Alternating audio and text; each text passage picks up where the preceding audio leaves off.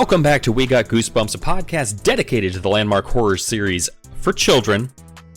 Written by R.L. Stine back in the 90s, I am the masked supervillain who consumes your every waking thought, Dylan. Well, Dylan, I'm your best friend who just wants you to appreciate his collection of rubber stamps. I'm Travis. Come look at them. They're fun. They're rubbery. This one's stampy too. This one's a cow. I have several cows, but I only they're mostly cows. I only brought one. It's really old. It's a really old stamp. I don't know how, but it's really old. You can tell because it's old. That kid was me with baseball cards. Do you want to touch my stamp? Today we have number 25 in the series Attack of the Mutant, which was released back in November of 1994. Oh, November of 94. Who could forget? I guess both of us. That was perfect. I was actually trying to think, as like, why am I even trying to remember Thanksgiving in 1990? Yeah, I was still in North Carolina, but that doesn't tell me anything. So I was just 9, just being 9. I don't think you do much. You're just 9. Yeah. So much for that. Cool. Also, I don't have a personal tie to the story at all. I read this as a kid, no memory of it. I've never met a superhero nor stumbled upon an invisible building. So I'm pointless today. Sorry. So I have been interested in comic books on and off throughout my life. So this one did resonate with me, and not in the usual way. Like, I don't really, and this is going to be maybe foreshadowing for me in this book, which is pretty funny considering how we ended the last episode. But I don't typically associate superheroes with horror. Yeah, generally, and I know that there's superheroes who dabble in more horror based things. Like Spawn or something, right? Yeah, and I've read like Alan Moore's whole run on Swamp Thing and stuff like that. You know, I get it. Yeah. It's just it's not something that's generally scares me very much. You know, it's just not very. I'm not too terrified of capes, but yeah. I'll just put it that way. But my experience, this was one that I read and reread over and over again as a kid. The cover's very familiar to me, and this was one I didn't remember as well. Like when we read "Stay Out of the Basement" and "Why I'm Scared of or Afraid of Bees," there was paragraphs I remembered out of those books, or certain lines that I remembered, and it wasn't like the exciting moments. I remember like when the little brother in Stay Out of the Basement drops the frisbee. Like, that was such a, I don't know why, just stuck in my head that like when they're playing frisbee. Yeah, but like little moments like that throughout the books. I read them. This didn't stick out like that did. But yeah. So you know, I do have, and I saw in your trivia that you pointed out something I just noticed because of that, the Steranko guy, comic book artist. Yeah. And all the collector talk. I felt like the collector talk you would have identified with as a time. Yeah, for sure. I feel like both of us have had a lot of the moments that are throughout this book. Like the one where it's just like, oh, you collect comic books too, and it's just like, it's like when you meet that person, it's like, oh, you collect video games, and they're really big on a system you don't really give a shit about, and it's like just right. Oh, okay, yeah. Wonder Swan's great. I love it. I'll be seeing you. I'm just gonna leave. I'm just gonna go away now. Yeah. So there's a lot of moments in there, and the whole oh God, I love Wilson. He's like the most infuriating person if you are a collector. I feel like in some ways, just because he's just so like, here's my collection of just, it's not even interesting because he doesn't know anything. It's just, there's so many things that are awful. Right. He just has stuff. Yeah. They're half cows, and his persistence to have Skipper look at his collection, and then before the end of the book, he's given up on the collection. Oh God, like, it never meant much to him anyway. He just really wanted because he said he was spending too much time with it. That was his reason. Yeah. He's just like, I'm sorry. And you do get the feeling he does talk about it a lot. I feel like Wilson's life did revolve around stamps. And the whole time his parents were probably just like, I hope he grows out of this. I swear to Christ. Like, this can't be good. This is a warning sign of what? I don't know. He's either going to be profoundly boring or a serial killer or both. Like, he's going to be like the next BTK, basically. Like, that would be on my mind. It's just like, oh God, he's going to be just the most dull murderer on the planet. Like, everyone's just going to be like, oh, Wilson murdered 13 children. And he's... Oof. Like it's not even worth the documentary. Yeah. Netflix doesn't even want the story. They don't even it's touch too it. Interesting. Yeah, but it's just like God, never mind. I'm not gonna bring up a family annihilator in this children's book series podcast. Let's move on. But yeah, so it was fun from that aspect to read this book. But yeah, I think we've talked enough about that. Let's talk about the cover, because the cover, dude, in terms of also comic books, like the cover is everything. They talk about the cover so much in the what's it? So let's talk about this book's cover. Yeah, dude. I don't know how much Tim Jacobus has like drawn for comics or comic books, or if he never had, but I wonder if some far-flung theory of mine is R.L. Stine's like, Timmy, I need give me something. I gotta have a new book. And Tim's like, I've really been wanting to draw superheroes for a while, bro. If you could hook me up with a superhero story so I could draw it on the cover, that'd be great. And R.L. Stine's like, hero? We don't do heroes. We could do a villain. You want to do a villain thing? He's like, oh, I'll draw a villain all day, man. I'll draw the shit out of a villain. And he does. He draws a pretty good looking. It reminds me of who's the guy the famous comic book artist that's just known for muscles and pockets. Oh, Liefeld, Rob Liefeld. Yeah, it has some Liefeld muscles there. Not enough pockets to really fit the bill, but an iconic cover that's, again, not scary. It looks like that could be a superhero. If you didn't read the small print that says he's no superhero, he's a supervillain, you would think this book was literally a comic book. Yeah, I think it's funny because as an adult now and as a kid, I feel like the building looks weirdly proportioned. Like the scale isn't quite right. Like it looks like the perspective is off somehow. Lily, seriously? Why right by me with the treat? I'm not filling this now. Go. She has a ball that you can put treats in, and she just rolled it on over because she would like me to fill this. Go away. Oh, she's mad. Okay.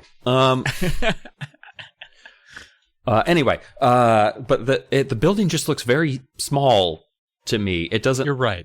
But other than that, yeah, I do. I love more than Liefeld. I feel like it feels very like old school Kirby in a way. Just how just larger than life it feels. But he does have unnecessary bands of leather around his legs for some purpose, like, so not quite pouches, but he does have leg belts for no reason. I really like the gauntlets too. Like there's like the crack and the band on the gauntlet. Yeah, I think he did real good. Yeah, but as we talk about this story, the cover kind of matches it. It's not a scary story. It's kind of just a trippy story. Yeah. I think sometimes I'm wanting a Goosebumps book to go full spook, but I forget sometimes you can get Goosebumps from Twilight Zone type, scenarios, which I think this kind of fits the bill for. More than anything, though, we'll get to it. This book just made me giggle a lot. It was just funny. But let's look at the UK, because nothing is funnier than what the UK can do to a Goosebumps cover. And holy fuck. What do we have here? Oh my goodness gracious. So this looks like 7 people chipped in on this. Yeah. So I'll say this for the design of the villain of the mutant. I've read some British comics. like 2000 AD, Judge Dredd. I've read a lot of the Judge Dredd anthologies. I've read some of Grant Morrison's early work. I think it's called Zenith. Pretty spot on for what a British superhero, supervillain might look like in terms of style and design. Just garish. Yeah, and it does look more villainy than the. It does. For UK supervillain. That's all supposed to be spooky. I will say that is. I don't hate this cover. I don't.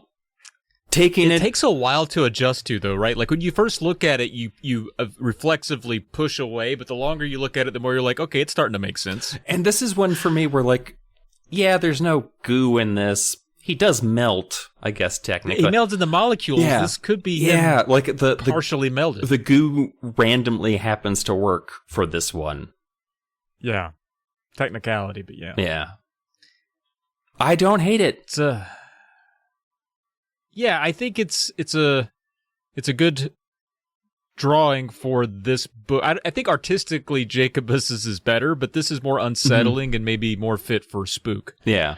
And like I said, I am getting just that kind of like, yeah, this looks British.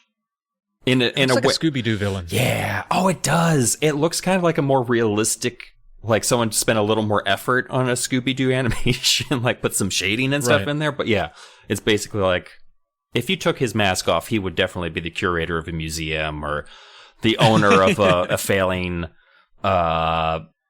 haunted attraction or something. That's definitely that guy.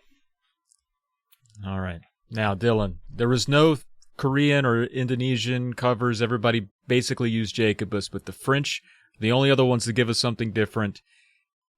And I cannot wait for you to open and see this. I'm almost... Okay, I'm gonna hit the X. I cannot wait. What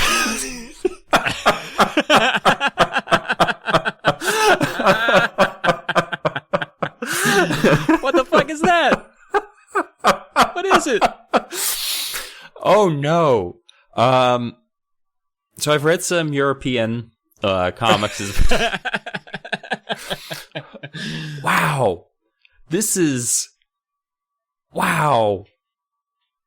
It's wild. It's like a 53-year-old sad Spider-Man being shot out of a t-shirt cannon. Yeah, it really does seem like a guy who's just down on his luck and is just like, I'm going to... Being a superhero is my one last attempt, and I'll die trying it because I don't have any other options. Also, for some reason, the Attack du Mutant, I mean, I don't know. The title is just even sillier in French than it is. I don't know what it is about, like, just seeing mutant in French just kind of is more absurd, where it's just like... Du Mutant. Yeah. It's... Oh, God. The European covers, they're not as, like, gaudy or outlandish as, like, the UK, or as spectacularly unhinged as, like, some of the Asian covers. But Europe always brings something special to the table. Every time, man. It looks like a circus performer. It really does look like the human cannonball just got launched over the city. Like, it's not... Oh. It's insane. And, like, doesn't look villainous. Looks scared. Oh, yeah. Looks like a scared maybe this is hero. Doesn't look like a villain. Yeah, maybe this is the Galloping Gazelle. This isn't the Masked Mutant. Yeah, maybe. That's a good angle, potentially.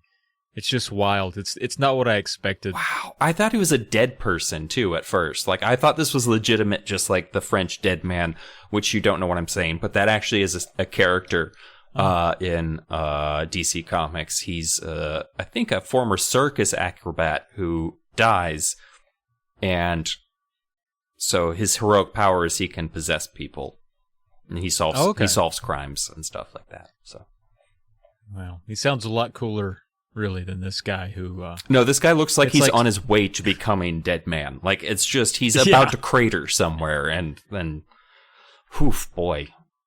And it looks like, so Spirit old. Halloween has got to stop handing out their leftover stock to the homeless. This is getting out of hand. It looks so old-fashioned, too. It looks like whoever the artist was only read comics from 1939, and that's what he based all like that's what he looks like, one of them newfangled American adventure comics. Like I don't know why I gave him just a random American accent, but You know, I wonder you might know this, is the whole caped flying superhero, is that more, I mean, you mentioned UK and Europe comics, but is that more of an American phenomenon? Because the reason I ask is I'm wondering if they ever so slightly, with the city in the background, you kind of stoke something in the 1930s appeal. Like, is Superman their cornerstone for this, and they tried to like emulate that to an extent just to make the connection? Yeah, like that's the only spackle I have. I know for a fact that the UK had like even their own branch of like Marvel comics and things. So like superhero comics did make it over there, but they're nowhere near as popular as other things. Like famously, Scandinavia really likes Donald Duck comics. Wild. Yeah. So Disney comics are much bigger over there. But so what's your favorite of the three? I think my real answer is Jacobus, but I'm never going to forget the French, what they've done here tonight. It might be a three-way tie. Like they're all special in their own. Like Jacobus is the most like, and it makes obvious sense that the American cover would be the most like spot on for like what an American hero looks like. But maybe this is like, I don't know. This is what the heroes are. It's just like from whatever comic books came over from the by the GIs in World War II. That's the only thing they have any familiarity with. It does look like a superhero on the verge of surrendering, which is fitting. Oh, Travis, you're so dated. We don't. I'll cut it out.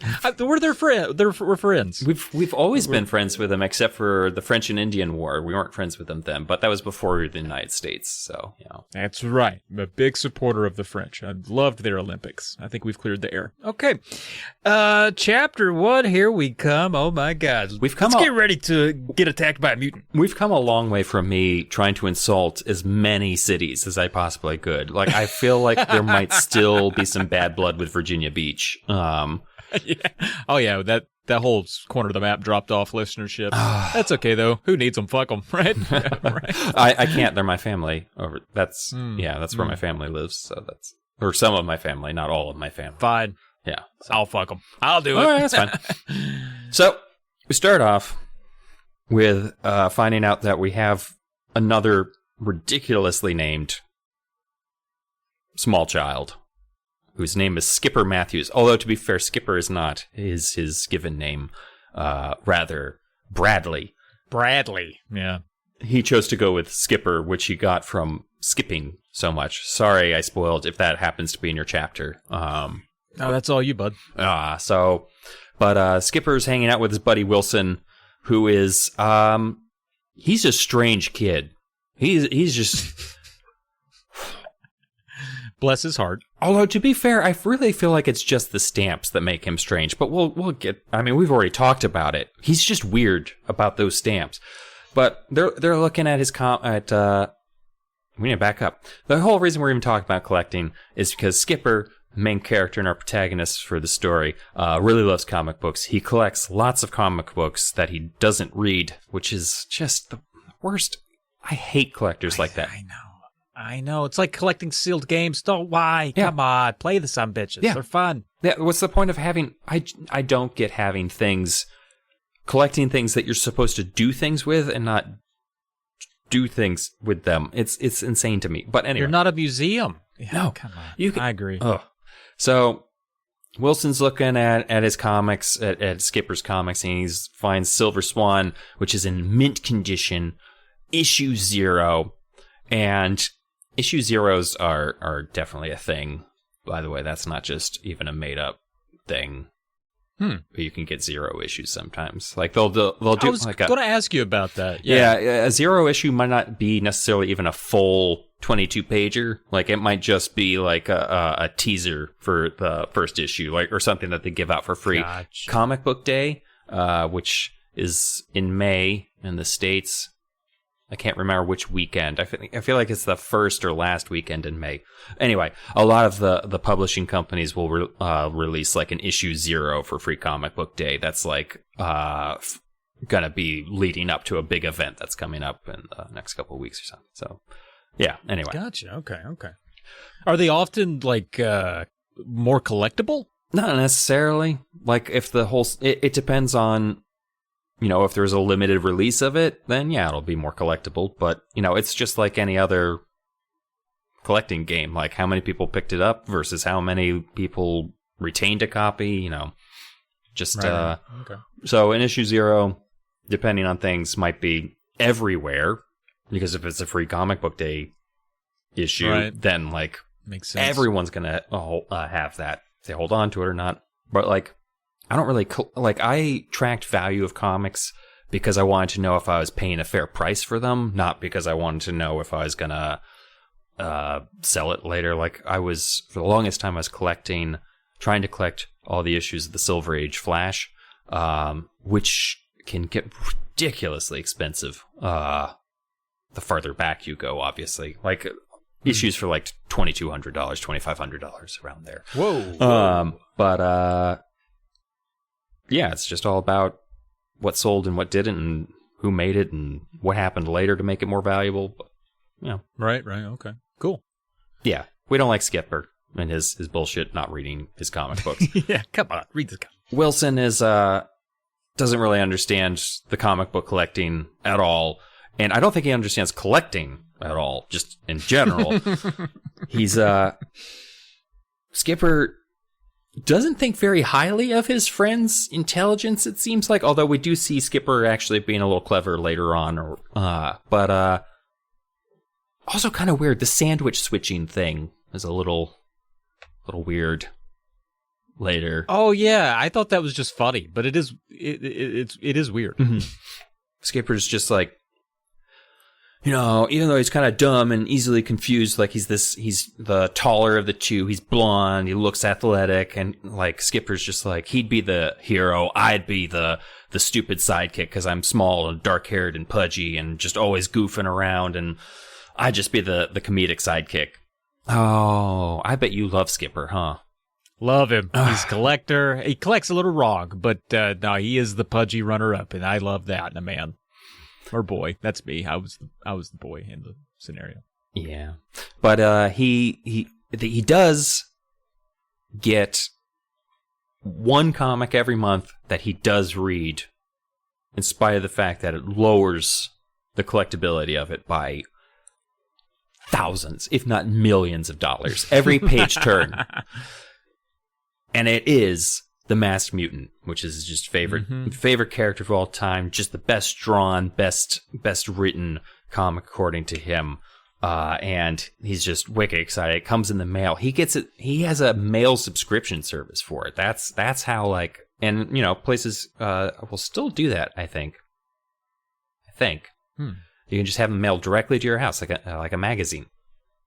And he's got the newest issue of the Masked Mutant, but his parents are just like, no, you've gotta do your homework first. No comics until you do your homework.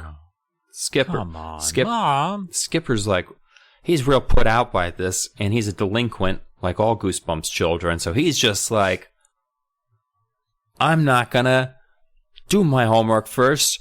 I'm gonna read this comic. Bum, bum, bum. This cliffhanger. They're a little weak sauce, but there's so many of them. It's 30 chapters in this. I know. More chapters. I was just like, why are there so many chapters in this? It didn't feel longer. Yeah, it just keeps going. Yeah. I know. I think it was actually fewer pages, just more stupid cliffhangers. But well, it does fit the comic book genre, so comic. No, that's fair. Yeah. I mean, the term cliffhanger does come from the chapter plays of the 30s, 40s, and 50s, or movie serials, where they would have a cliffhanger ending, and a lot of those movies were about caped heroes. Interesting. Yeah. And starred Sylvester Stallone, I bet. Interesting. I would kick you from the chat if we weren't doing a podcast. I just want you to know that.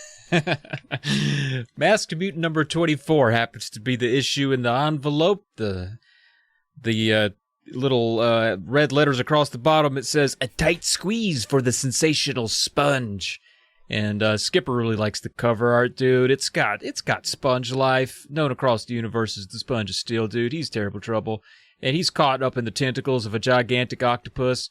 And brother, let me tell you, this octopus is squeezing that sponge dry, dude. Like it's about to return that sponge after a long night of doing the dishes. You know what I mean? And, as we've talked about, Skipper's not going to read this shit. No, he keeps them in the plastic. But he does read the Masked Mutant. Okay. That's the only one. Two things. A, they don't come like that. So I don't know why he's getting bagged comics. Like they come unbagged. Two, he doesn't board his comics, clearly. So you got to bag them and board them to keep them from getting bent or mutilated. But clearly at one point in the chapters, Wilson looks at a sneaker ad at the back of the comic. I mean, there's no board in there. It's just in a bag. So obviously Skipper's a piece of shit on top of being a bad collector. The detective work that you put in. That was incredible. I just want to say that. You're welcome. You absolutely Sherlock that motherfucker. He's got no leg to stand on. But you know why he loves the Masked Mutant, which is interesting because most comic books, I believe, and I'm not an expert like you, Dylan, but they seem to mostly be named after the hero. And this happens to be one that is called the Masked Mutant, and it's he's the villain. And that's why Skipper likes it, because Masked Mutant is the best villain ever. He can move his molecules around, change himself into anything, maybe even an octopus that's squeezing the sponge guy. I do love that when the Masked Mutant changes all of his molecules, he still keeps the mask on. I know. I love that part. That's how you got it. That's how you know it's him. That's how you know it's him. I feel like there's another... Or maybe... Like, I was thinking of Meatwad. It's like Meatwad. What? You're saying his powers are like the fact that Meatwad can change his meat shape? I'm an adult and I deserve an adult glass. I used to do a good Meatwad before I hit puberty. I was 33. Mm-hmm.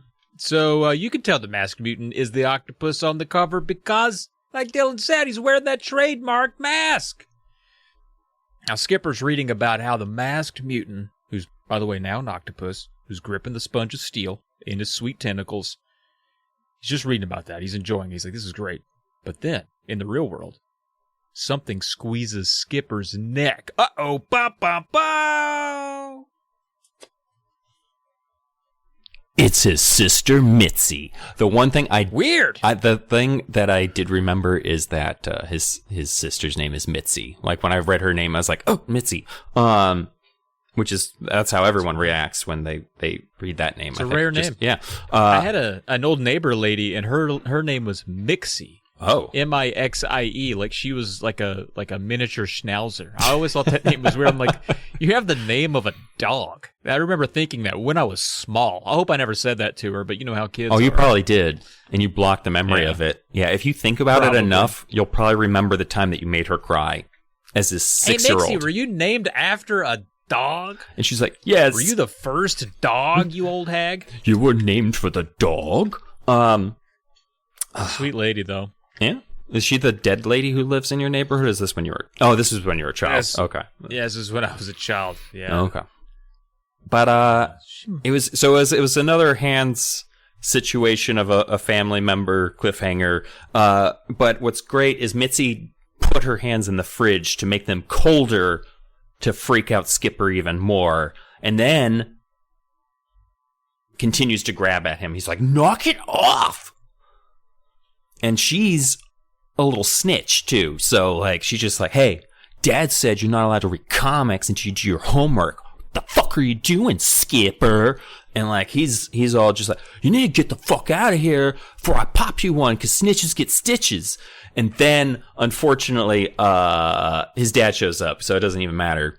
And Mitzi books it out of there, because, as Skipper says, she likes to cause trouble, but she doesn't want to be there when the real bad trouble starts. And what happens is a description that leads me to believe that a serious case of domestic abuse is about to happen, because the dad is literally described as like a bear, like a werebear in mid-transformation, where like the dad's hair is like all the way down to his eyebrows, and he just like is just a big burly man with claws and fangs, and he just like, I told you not to read those goddamn comic books. And what's great is there's a mention earlier where for his 12th birthday, his dad made him like a banner, a computer banner, which makes me think it was like that dot matrix printed out on like that green and white striped paper.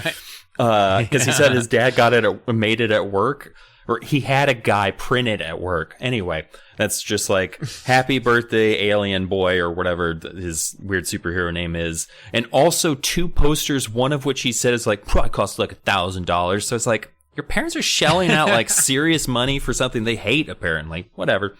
So the dad is super mad about this whole comic book situation, because Skipper has the same arguments about school that I did when I was his age, which is like, I'm no good at it, so I should do less in it and just prove it. Like, that's right? And his dad's not impressed with this logical argument, and it probably proves that his son is a moron and that he's just flushing his life down the toilet, but thank God he's not collecting stamps. But the dad's had it, just reaches down and picks up his whole collection, which is in one carton. So, it's not fair. One of the worst things you can do as a collector is look at another collector's collection and say, right. Come on. That's your collection? Come on, that looks like a trash bag full of random assortment of trash. You might as well just throw that away into my hands, and I'll take it off of your hands for free. Because they do have like that one. They have like you always got to have one. Good they always It's almost as if like they collected quality over quantity, and you're willing to take anyway. So one long box worth of comics is not a lot. I'm just saying. I don't mean to slam dunk on a child, but I have like 10 long boxes in a storage unit in Massachusetts right now. It's just so that kid needs to fucking pick up the pace a little bit, if you know what I'm saying. Anyway, Dad picks it up and he's just like, no more comics, and just like starts to leave the room with them, and he's just, I'm throwing these in the trash. Ah! Bum bum bum. Yeah, dude, Dad's mad, and he sets the comics on fire in the street, invites all the other kids over to watch them burn.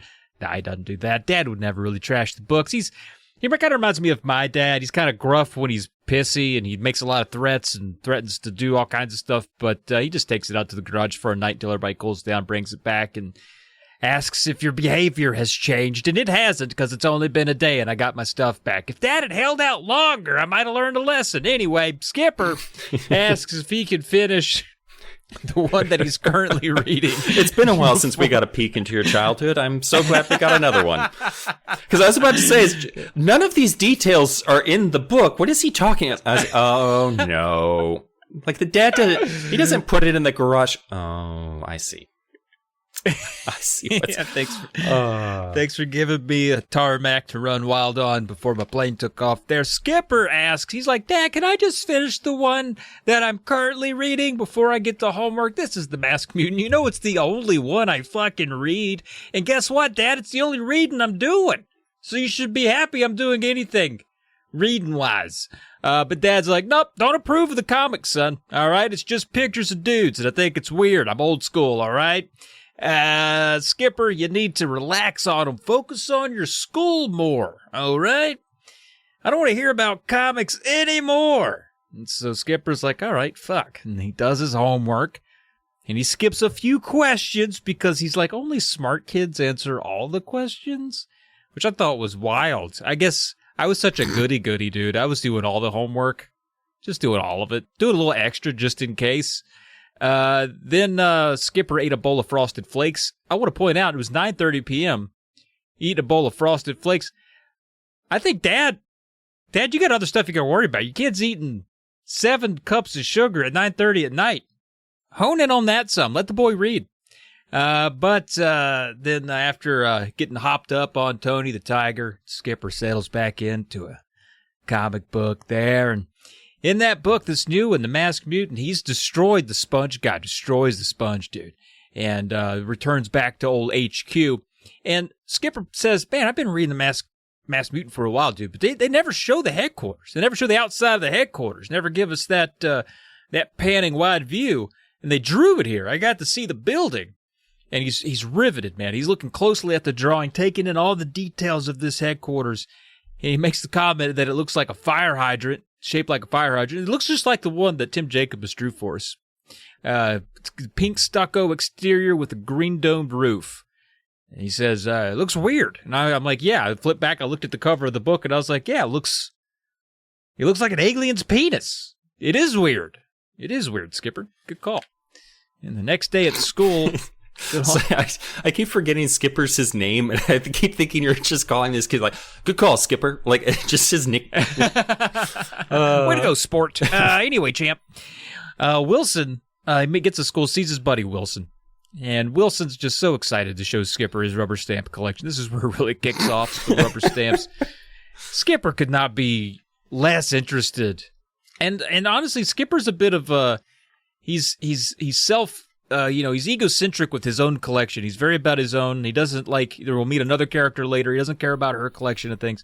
He doesn't care. I mean, to be fair, Wilson could have a great collection of rubber stamps, but Skipper's not going to give it any attention. Let's be honest. It's not. It's not, though. It's not a great probably collection. Not. No, it could be, but it's no. Even if it were, we get it. Skipper don't care. We get a look at it later. It's not. That's right. It's mostly cows. I get it. But maybe maybe in the pantheon of rubber stamp collection, maybe it is the best collection of cow rubber stamps. That's something. Anyway, Skipper says, I can't be looking at those rubber stamps, but I got an orthodontist appointment. Then Skipper makes the quip that he's got to go to the orthodontist because his braces got too comfortable, and the dentist has to tighten them so that they hurt again. I thought that's a funny kid's view of how that works. But so heading over to the orthodontist, hops on the city bus. Kids here love public transportation. Not a lot of oversight on the kids getting around the city here. When I was their age and living in the Bronx, that's how I got around. They didn't even have yellow buses for kids. Once you hit when I started going to 6th grade, they were like, "Here's your bus pass. Get on that city bus."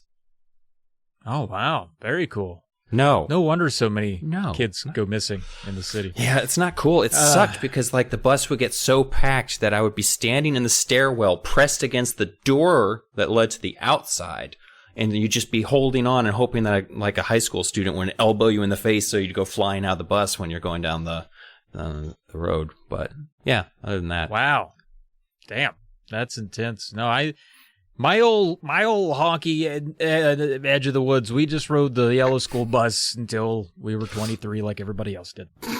Okay, hops on that city bus, goes to the comic book store. Now, it's just a few blocks. He set this up right. I do this a lot, too. I try to, schedule doctor's appointments near game stores. My doctor and my dentist are near the two best game stores in the Tri-County area, bud. And who did that on purpose? 100% me. People are like, why do you go over there for that one? And I'm like, they had a great LinkedIn. They had been doing stuff they're really good at what they do. So Skipper's on it, man. He heads over there to that comic book store. It's just a few blocks from that orthodontist. But little did he know, Dylan, that this bus would take him on the adventure of his life. Bop, bop, bop. So on the bus, he meets good old Libby Zax. Libby Zax gave me a lot of Andy feels. I got a strong Andy. She spends most of this chapter just shitting on Skipper, and he deserves it. His name's stupid, and he deserves to be called out on it. Because she's just that's a stupid name. I feel like Andy said something very similar. She said something he's like, "Oh, my name's stupid," and Andy was like, "Your name's stupid?" It's stupid. I think she did that kind of joke. Yep. But, and he's just like, "Oh, when I was little, I used to skip a lot." So, and he's just like, Jesus Christ, man, that's unfortunate story to tell anybody, much less a girl you think is cute on the bus. But he thinks it's better than Bradley. And to be fair, I feel like it's 6 of one, half a dozen of the other, and the kids are going to pick on you department. Right. Yeah, that's a thick department. But he's like, oh man, I don't know if I like her or not because she's cute and she's funny in a nasty way, I think is what he says. He says something like he likes her sense of humor even though she's being mean to him, which, man, that's not going to lead to interesting developments later in life. Just wants a lady to be real mean to him. So my favorite part, she asks him, like, why are you taking the bus? Because I take the bus every day and I don't see you around here. And he's just like, oh, I'm going to. And then he thinks, oh, I don't want to tell her to go to the orthodontist because that's too geeky. Which, A, she can probably see you're wearing braces. So I don't get what you're trying to hide. B, because I'm not going to the orthodontist because that's too geeky. Bits of food caught in there because he's a child and he's gross and he had tuna fish today. Ugh. Probably. Oh, and man. Yesterday. He had it every day. Oh, boy. So instead of telling her that he's going to the orthodontist, he's like, I'm going to the comic book store. And strangely, she's like, I collect comic books too. And it's not strange because she's a lady. It's strange because, like, how often do you bump into someone on a bus or whatever, and you're like, I collect this nerdy thing, and the other person's like, me too. Wonder Swans.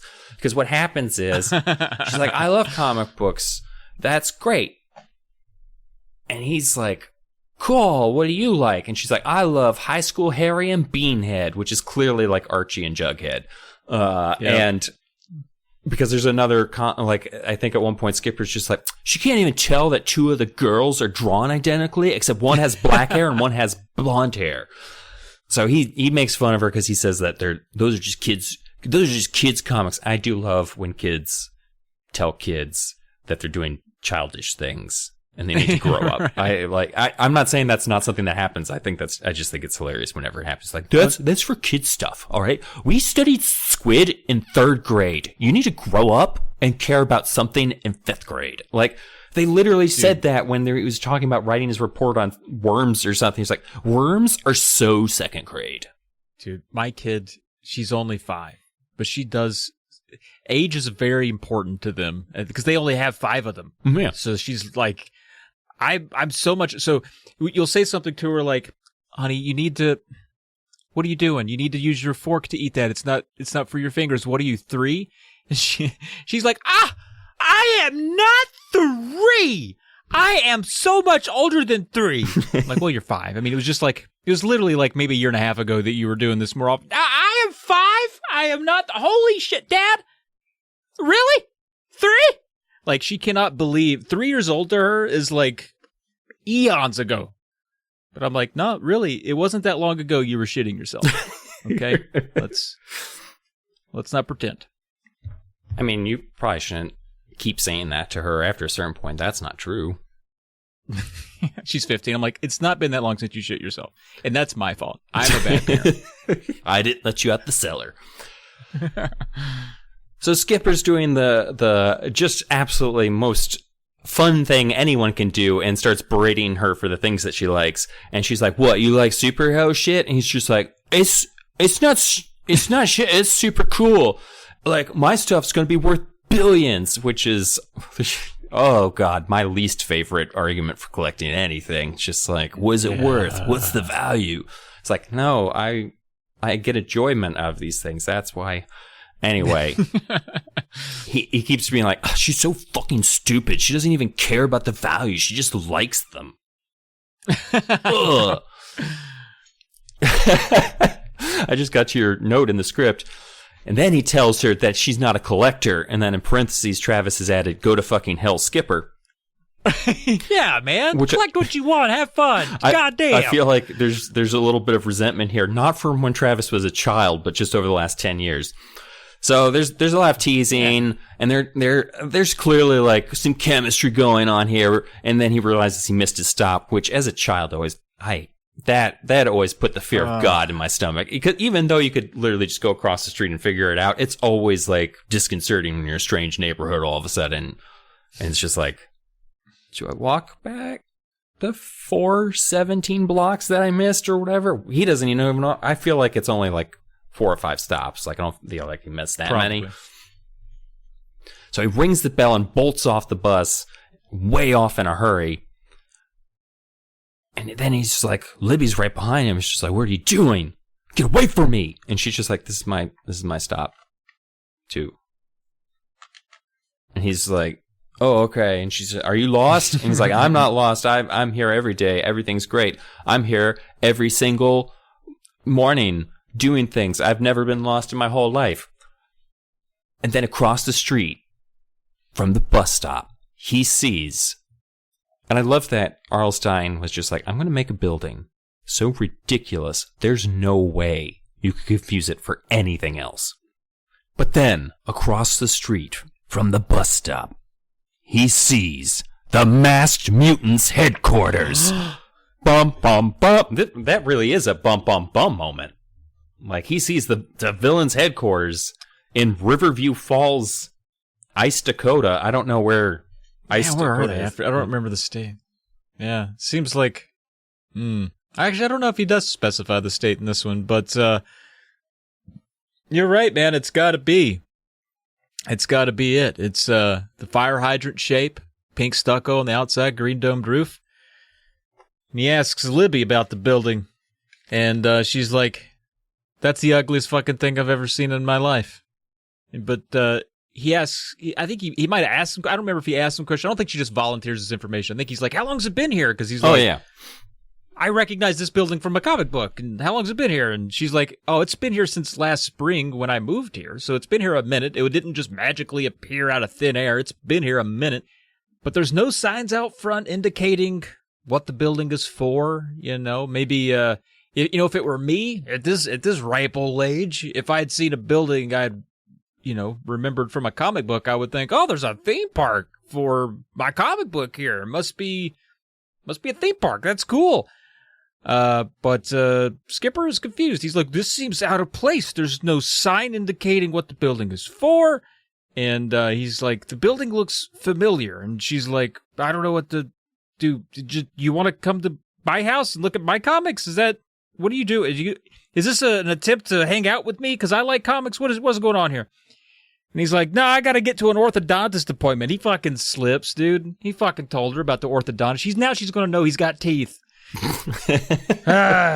He feels like such a geek. He's like, I'm sorry. I meant the organ donor. He doesn't say that, but damage has been done. So she leaves. She heads on home. He goes to peek inside the building. He's going to get up close, peek through the window. What can he see in there? What's going on in there? And he peeks in. He doesn't see anyone in there. And he's like, should I go in this motherfucker? Bum, bum, bum. But then he sees a bus coming, and he's just like, shit. If I catch this bus, I can make it back to the orthodontist without being too late.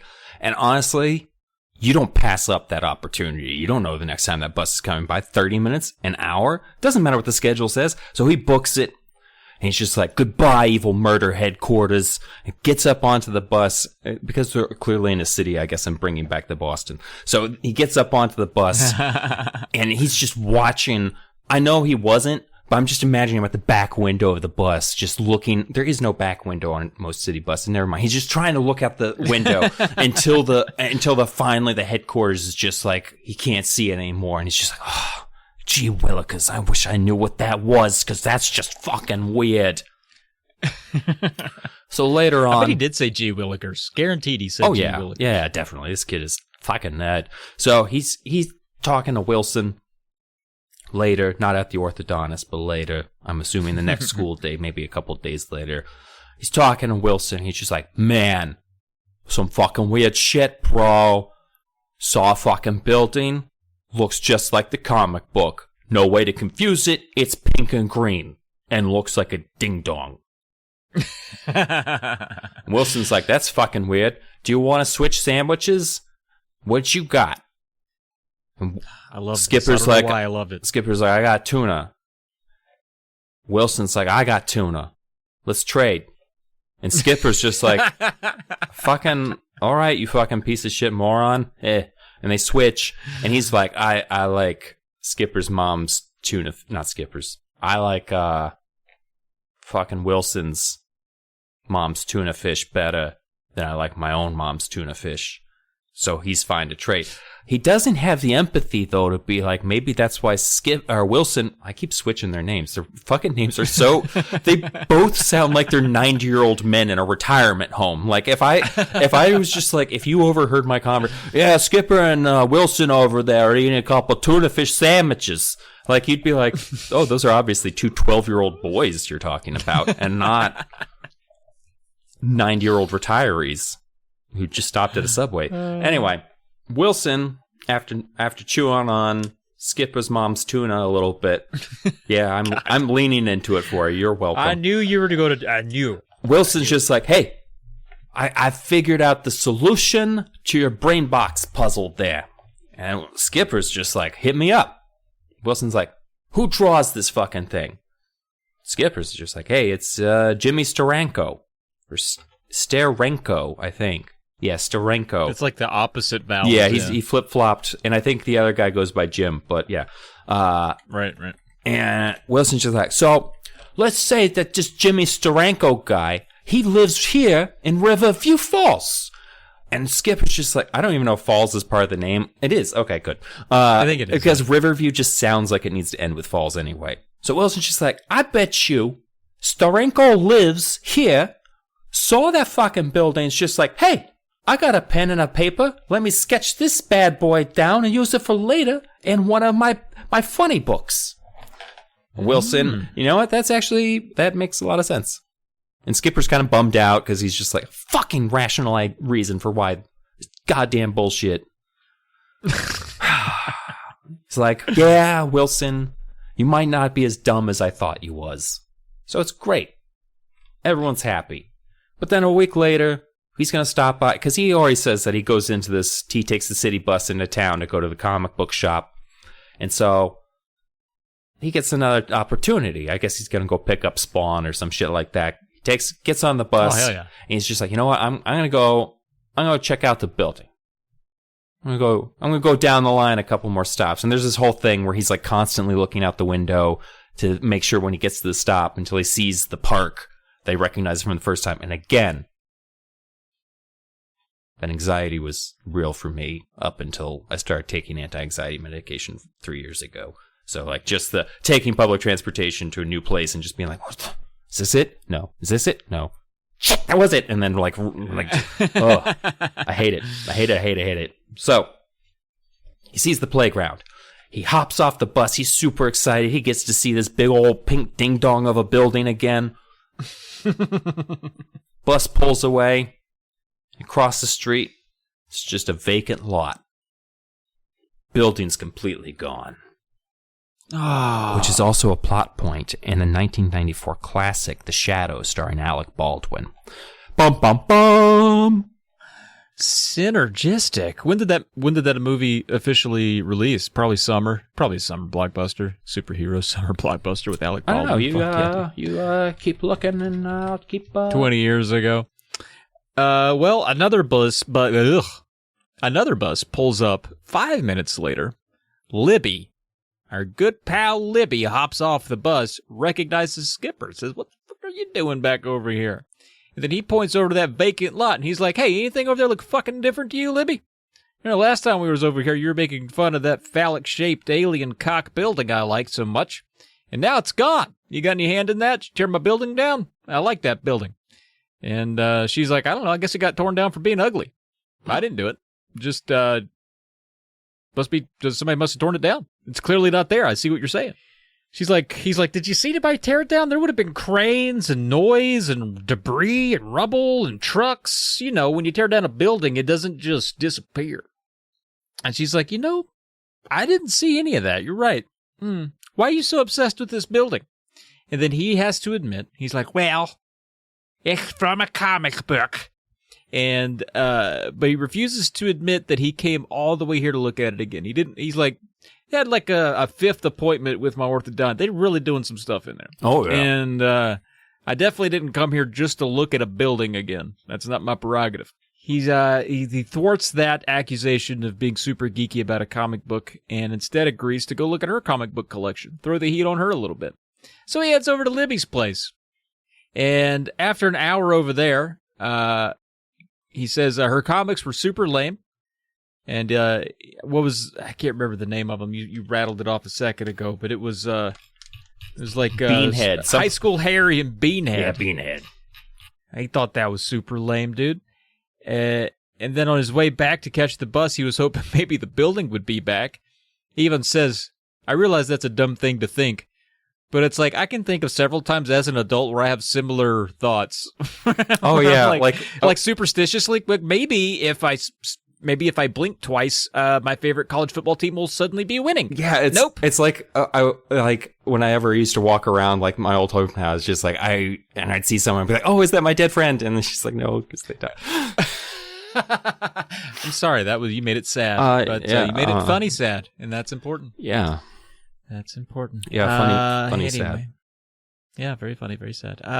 Sorry, I'm so sorry. I'm sorry for your loss. Oh, it's okay. I'm sorry for your loss. They died a long time ago. No, I got that. Okay. Well, he says he's probably read too many comic books, and that's why he thinks a building could just come into view and then disappear.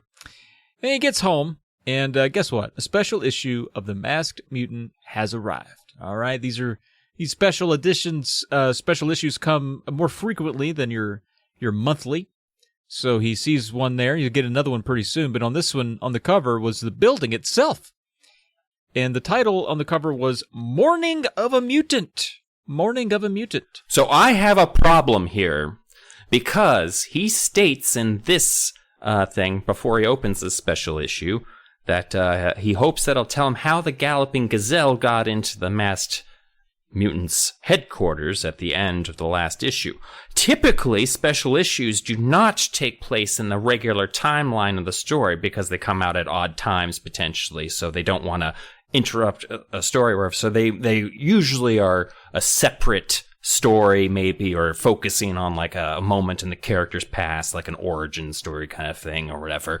So the fact that he would even think that was a possibility, that he would know anything about the events of the last issue, are just ridiculous. Just ridiculous to me, and shows that he's, as a collector, all he's collecting are the dollars and not the actual items.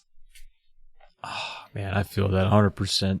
To hell with Skipper, dude. If this was a court case, this guy's getting locked away, dude. He doesn't stand a chance. I'll continue to read. He says, my hand trembled as I opened to the first page. Morning of a Mutant was the big title in scary red letters. The Masked Mutant stood in front of a big communications console. He stared into a wall of about 20 TV monitors. Each TV monitor showed a different member of the League of Good Guys. Just kind of like the Avengers, I guess. He says, I'm tracking each one of them, the Masked Mutant said in the first dialogue balloon. They'll never find me. I've thrown an invisibility curtain around my entire headquarters. And my mouth dropped open as I read those words. I read them 3 times before I let the comic book slip out of my hands to my bed. An invisibility curtain.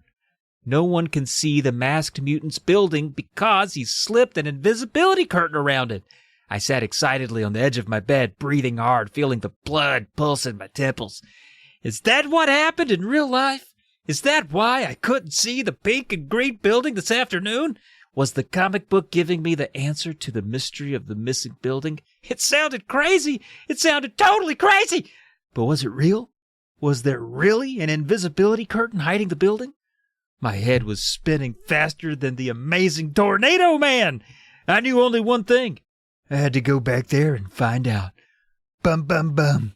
There actually is a superhero in DC Comics called the Red Tornado. Just in case you were wondering if there was a tornado-themed hero. There's been several. There's been several. Yeah. He's also a robot. So there's that. The Twister Man. No, just straight up the red tornado. And just the Red Tornado. Yeah, you'd think that'd be like, oh, he must be a commie because he's the Red Tornado, and he was like in the 50s and 60s. Anyway, Skipper tries to tell his mom about the invisibility cloak on this very real building, and she doesn't give a shit. Which, to be fair, yeah, I'm kind of with her on this one. This is kind of like, stop bugging your ma, especially while she's like, I feel like she was doing laundry at the time too, which is just, you know what? Maybe don't bug your mom while she's cleaning your dirty underwear, right, kid? Like, because Skipper, dude, my kid, she tells lies constantly. I hate to keep bringing my kid into this podcast, but it's very relevant to a Goosebumps topic source. But she has this little doll named Savannah, and she takes like little bits of her life that didn't happen and imprint them on Savannah. So if we tell her a story, we're like, oh man, when I was in first grade, my teacher was sick for 3 months and we had a substitute teacher. And then she'll be like, well, Savannah, when she was in kindergarten, her teacher died. And they replaced her, so she has like a 1-up fantasy constantly, and we'll have to be like, well, what you just said, just so you know, didn't happen. This is make believe. She's just full of lies and shit. So when I read this, I was like, yeah, fuck yeah. Skipper walks into the room and is like, hey, mom, a building disappeared from a comic book. Like, yeah, fuck off. I'm not listening to that. It's fake. I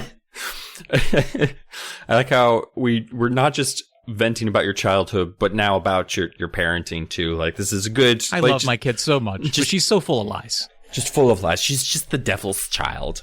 I like how big imagination. You give your child a stronger Southern accent than even you do too, where it's just like, you know what, Daddy, we need a bunch of biscuits and gravy today, and you're just, oh, my little angel. I have no fucking clue. But so his mom's just like, I wish you would do schoolwork more, which of course is not. This is turning very south for Skipper, because this conversation has gone from, I'm going to try and get my mom to help me, to like, oh shit, they're talking about me doing schoolwork again. I need to bail. And so he bails out of the conversation as quick as he can at that point, because that's only going to lead to more discussions, maybe privileges being like restricted or even revoked. Like, whew.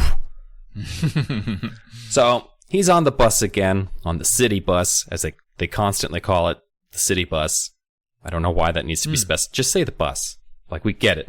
It's the city bus. It wasn't the school bus. It's the city bus. Yeah, most school buses don't just pick up old ladies, for example, or just deposit children in the middle of downtown Riverview Falls in front of a vacant lot. That's concerning. Like, that's not a school bus situation. Anyway, Jesus Christ. So he's going back on the bus. Libby's on the bus again, and so he's telling her about this building. He's like, listen, this building is in a comic book, and in the comic book, the guy says he's got an invisibility cloak around it, and that's why it's gone now. And Libby's like, you're fucking batshit bananas cuckoo. Like, I don't believe any of this, because why would I? You're crazy. And she looks out the window and says, holy shit, though, the Easter Bunny's out the window. And Skipper's just like, hot damn. And then he's like, oh, got me. They get to the stop. Skipper's probably still looking out the window every time. And like, Libby's like, this is my stop. You don't have to. It's fine. I know we're going to just get off here. I can tell you when it's time. Yeah. There's no building there still. So 1 point for Skipper, I guess, because that proves the invisibility field's up. Sure. So Libby, she's just like, okay, well, there's still no building there. How are we supposed to break through this invisibility cloak thing? And Skipper's just like, you just walk straight through it. And Libby's like, all right, let's get it done over here. And so they're walking towards the building. Libby's feeling pretty dumb. But as they're getting closer, all of a sudden, boop, whole building just pops into view. Strangely, that is not the end of the chapter. Like, you feel like this would be the dun moment. I thought so. Because immediately, it's chapter 9, and we have a confirmed sighting of, like, what the fuck bullshit. That's pretty early, I feel like, in a Goosebumps book. Like, this is not something you just hand wave away. You know, it's not like, I just saw a mud man in the shadows, or, you know, oh my goodness, did those children get eaten by alligators in Alligator Pond in this theme park? Like, you know, it's not stuff like that. This is 100% like a car exploding in the second chapter. Libby's just like, we need a GTFO.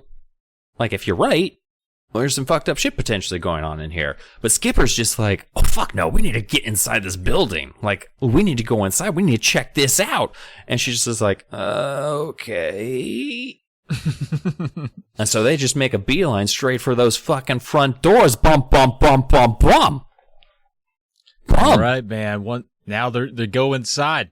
They go inside. Both are feeling kind of nervous. This is a B and E, kind of, sort of. The door's unlocked, but still, it's more of an E, I guess. Yeah. No one to be found in there. Lights are on. I don't know what time it is. I don't know if it's probably before 5, if it's right after school. So it seems like people should be there if it's a building of any sort that is commercialized in any way. No one's in there, man. And Skipper hears a soft beep, beep, beep, and then he feels a light prickly sensation on his body. And I'm glad I wrote that down, because it's one of the few times I was like, that's not going to matter. It didn't matter. I kept it in there. But for the moment, it doesn't seem like it matters too much. But folks listening, it matters a little bit. He feels a prickly sensation. He asks Libby about it, and she's like, I don't feel anything. So it's just a thing isolated to him. It only was 3 sentences of the book. I was like, seems important. I wrote that down. Now, Skipper's nervous, but he wants to be brave, especially in front of Libby, right? So he wants to explore the building. And they look around. They don't see like a staircase or anything. It's a really bizarre kind of layout. And they do see like a bank of elevators. And he's like, let's take the elevator up a few floors and just peek out. Let's just peek around. Let's just do what we got to do, look around stuff. And Libby, she's like, I'm not really vibing with this. This seems weird. I kind of want to leave. Skipper's like, come on, dude. What are you going to go back home to your shitty comic books? Hang out with me. Come on, this will be fun. So he convinces her, probably better than I paraphrased, and he convinces her, he's like, let's just do one ride to the very top. Just go to the top floor. We'll look out the window. We'll see some sights. We'll see if there's anybody here, and then we'll take it right back down and we'll leave. And she's like, okay. And he's like, I got to do this. I'll regret it if I don't. I'm inside the Masked Mutants headquarters. I got to check it out, man. Libby's deflecting a little bit because she's kind of nervous. She's making fun of Skipper for believing in a comic book. Like, how dare? What are you, an idiot? You think this is a real headquarters from your stupid comic book or whatever? And it's like, Libby, did you not just see a building magically appear? But like, maybe suspend disbelief for a minute because we're dealing with something crazy. But anyway, inside the elevator, man. Inside the elevator. Ooh. Pushes a button for the top floor. Oh. But then actually, I don't know if this is the one where they get ready to push the button for the top floor and then it just sucks them down. I can't remember. Maybe they push No, he says that he pressed the up button or the top floor button. All right. Yeah, because at one point the elevator kind of intuits, but then this time he pushes the floor for the top button. Wants to go all the way, I think it's like floor 46 is like the highest he can go. He pushes for the top, and then suddenly they feel the elevator plummet. It fucking drops. It's not going up. It's going down. What? That's not how it works. Will it ever stop? Uh-oh. Bum, bum, bum. No. The end. Oh. It reminded me of the slide from the horror land. Oh, yeah. Going down, yeah. So the elevator does stop. I was just kidding. The book doesn't end with him just plummeting into an abyss. So the elevator stops, but it's kind of one of those dick elevators that doesn't take you where you want to go and also doesn't open the doors. You know those elevators because the doors don't open, and so they have a couple of panicky moments. They're just like, ah! And then I can't remember if it's Libby or Skipper. I'm guessing it was Libby for reasons. Libby's like, what if we press the door open button? And Skipper's just like, that's not how that fine. Presses it, doors open. And she's like, oh, thank God. Whew. Whew. But it basically looks like Freddy. It reminded me of the push-pull from last book a little bit. Just do the obvious thing to get out. Yeah. Although I wouldn't necessarily immediately think, because the door open button in the elevator is more to keep it open. So it the push-pull thing. Yeah. And at least the elevator was still in motion at the end of the last chapter. The last book literally had the bum, bum, bum being that they didn't know to pull on the door when they pushed it open. And that was worthy of not just a cliffhanger, but a 5-minute long explanation. They talk through it before they act. It's so funny. Like, if it had been you and me there, one of us would have just looked at the other and been like, dumbass, and pulled the door open. Pulled the door. They would have spent like, do you remember when we first got here? I'm going to put the audience through this whole thing too again. So anyway, instead of like the shiny, bright, nice looking lobby, it sounds kind of like the boiler room in Nightmare on Elm Street, where it's just pipes are everywhere and it's dark and gross and wet everywhere, and no one's happy. No one's happy. And they're just like, let's just boot scoot and boogie out here. And they hit the lobby button. Nothing happens. They're just like, oh shit, are we stuck? You know what this might be? An emergency. And they press the emergency button. Nothing happens, which proves that this building hasn't been inspected in ages. Like, I'm pretty sure elevators are inspected every 5 years by the state inspector, or provincial inspector, I guess, if you're Canadian. But, so, they're just like, we passed like 1,000 million other elevators. Like, it's one of those office buildings that there's like 10 elevators, you press the button, and it's super confusing which one's actually there, and everyone's doing that kind of awkward shuffle, and then you see one person like book to try and get into the elevator as quickly as anyway. So this is why our podcasts are 3 hours long. What were we talking about? A long row of elevators. So they're just going to leave the elevator because this one's clearly broken, and they'll get on one of the many other elevators that are also in the basement. Fun fact, there's no other elevators. They managed to get the lucky elevator that only went to the basement, and all the other ones just kind of, I guess, chicken out at the... They just don't go down, I guess? Yeah, they pressed the L button. They got into the one elevator that goes down exclusively, I guess. So, it's a little spooky. Just a bunch of blank walls, one elevator that now the door's closed, and there's no button. No button, just elevator doors with no button to open them. It looks like they're trapped here forever. Bum, bum, bum, bum, bum. Yeah, that'd be rough to be trapped anywhere forever, especially here. They decide to search for more elevators or a stairwell while they're down here. Like you said, they don't see shit. They don't even see stairs, which I think is pretty mandatory. I think an elevator has to lead somewhere where there's stairs, but the Masked Mutant doesn't build up the code. What can you say? I mean, the emergency button didn't work, so clearly. Yeah. Yeah, what's that going to do anyway in the Masked Mutant headquarters? Call the heroes? Like, no one's coming to save you. It's a villain hangout. Did I ever tell you about the time I got a telemarketer call on an elevator phone? Like, the phone in the elevator started ringing, and it clicked on, and this guy was just like, hello! And I was just like, hi! And he was just like, can I ask you some questions about the current Democratic Party candidate? And it's like, you're calling an elevator, dude. Like, he's like, what? And it's like, you called the phone in an elevator. And then I got on my floor and I just left. It's like, I see you later.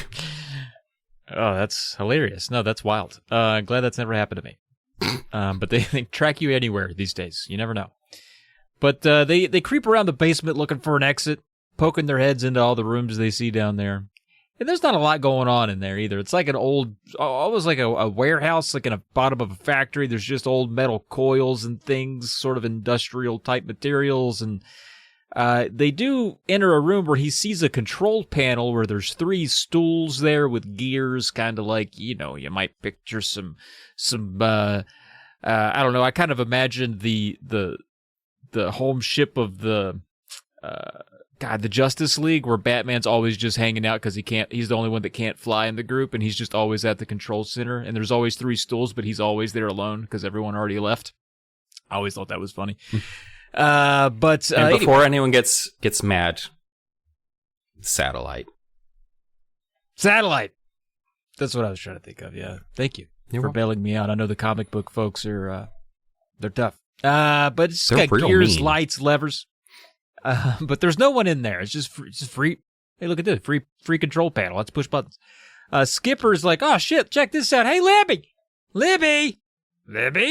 Oh, shit, Libby's disappeared down here. Oh, shit. Bum. Chapter 13. Children are the fucking... And you know what? Again, this is not a criticism of the writing. I honestly believe that this would happen if you just had 2 children. 100%. Yeah, just all the stuff in Mummy's Tomb... Yeah, it's awful, but I would believe that they would just constantly be losing children down there, which is why you probably shouldn't be taking children down into a dig site. Anyway. Yeah, for sure. So he calls out for Libby. Skipper calls out for Libby. Starts to retrace his footsteps. Doesn't hear from her. Doesn't know where she went. But then he comes to a room with a large machine that was like a whole block long. It has a giant ream of paper on it, like it's a printing press or wherever. This is exciting. Maybe this is where they print the comic books, and that's why the building looks like the comic book. Not sure why they need an invisibility shield, but who knows? And where's Libby? What's going on down here? And then he sees the Masked Mutant staring at him. Bum, bum, bum. Oh, fuck. But was just a drawing on a poster. Oh, God, what a good drawing that was. Oh, my God. I bet you it was drawn by Tim Jacobus. Also, I hope there's a picture somewhere of Tim Jacobus modeling for that cover, wearing like a sleeveless hoodie, just bulging arms, because he looked like he was a pretty big dude. So I bet those are just his arms. Like, he didn't even jack them up. So it's like his arms also had, his biceps had shins. It was crazy. There was so much going on. Very cool. Yeah. So it's just a drawing on a poster. Also, it's a poster on a table. So I don't know how you look at a table and you're like, oh, God, there's somebody looking at me. Okay, it's a poster.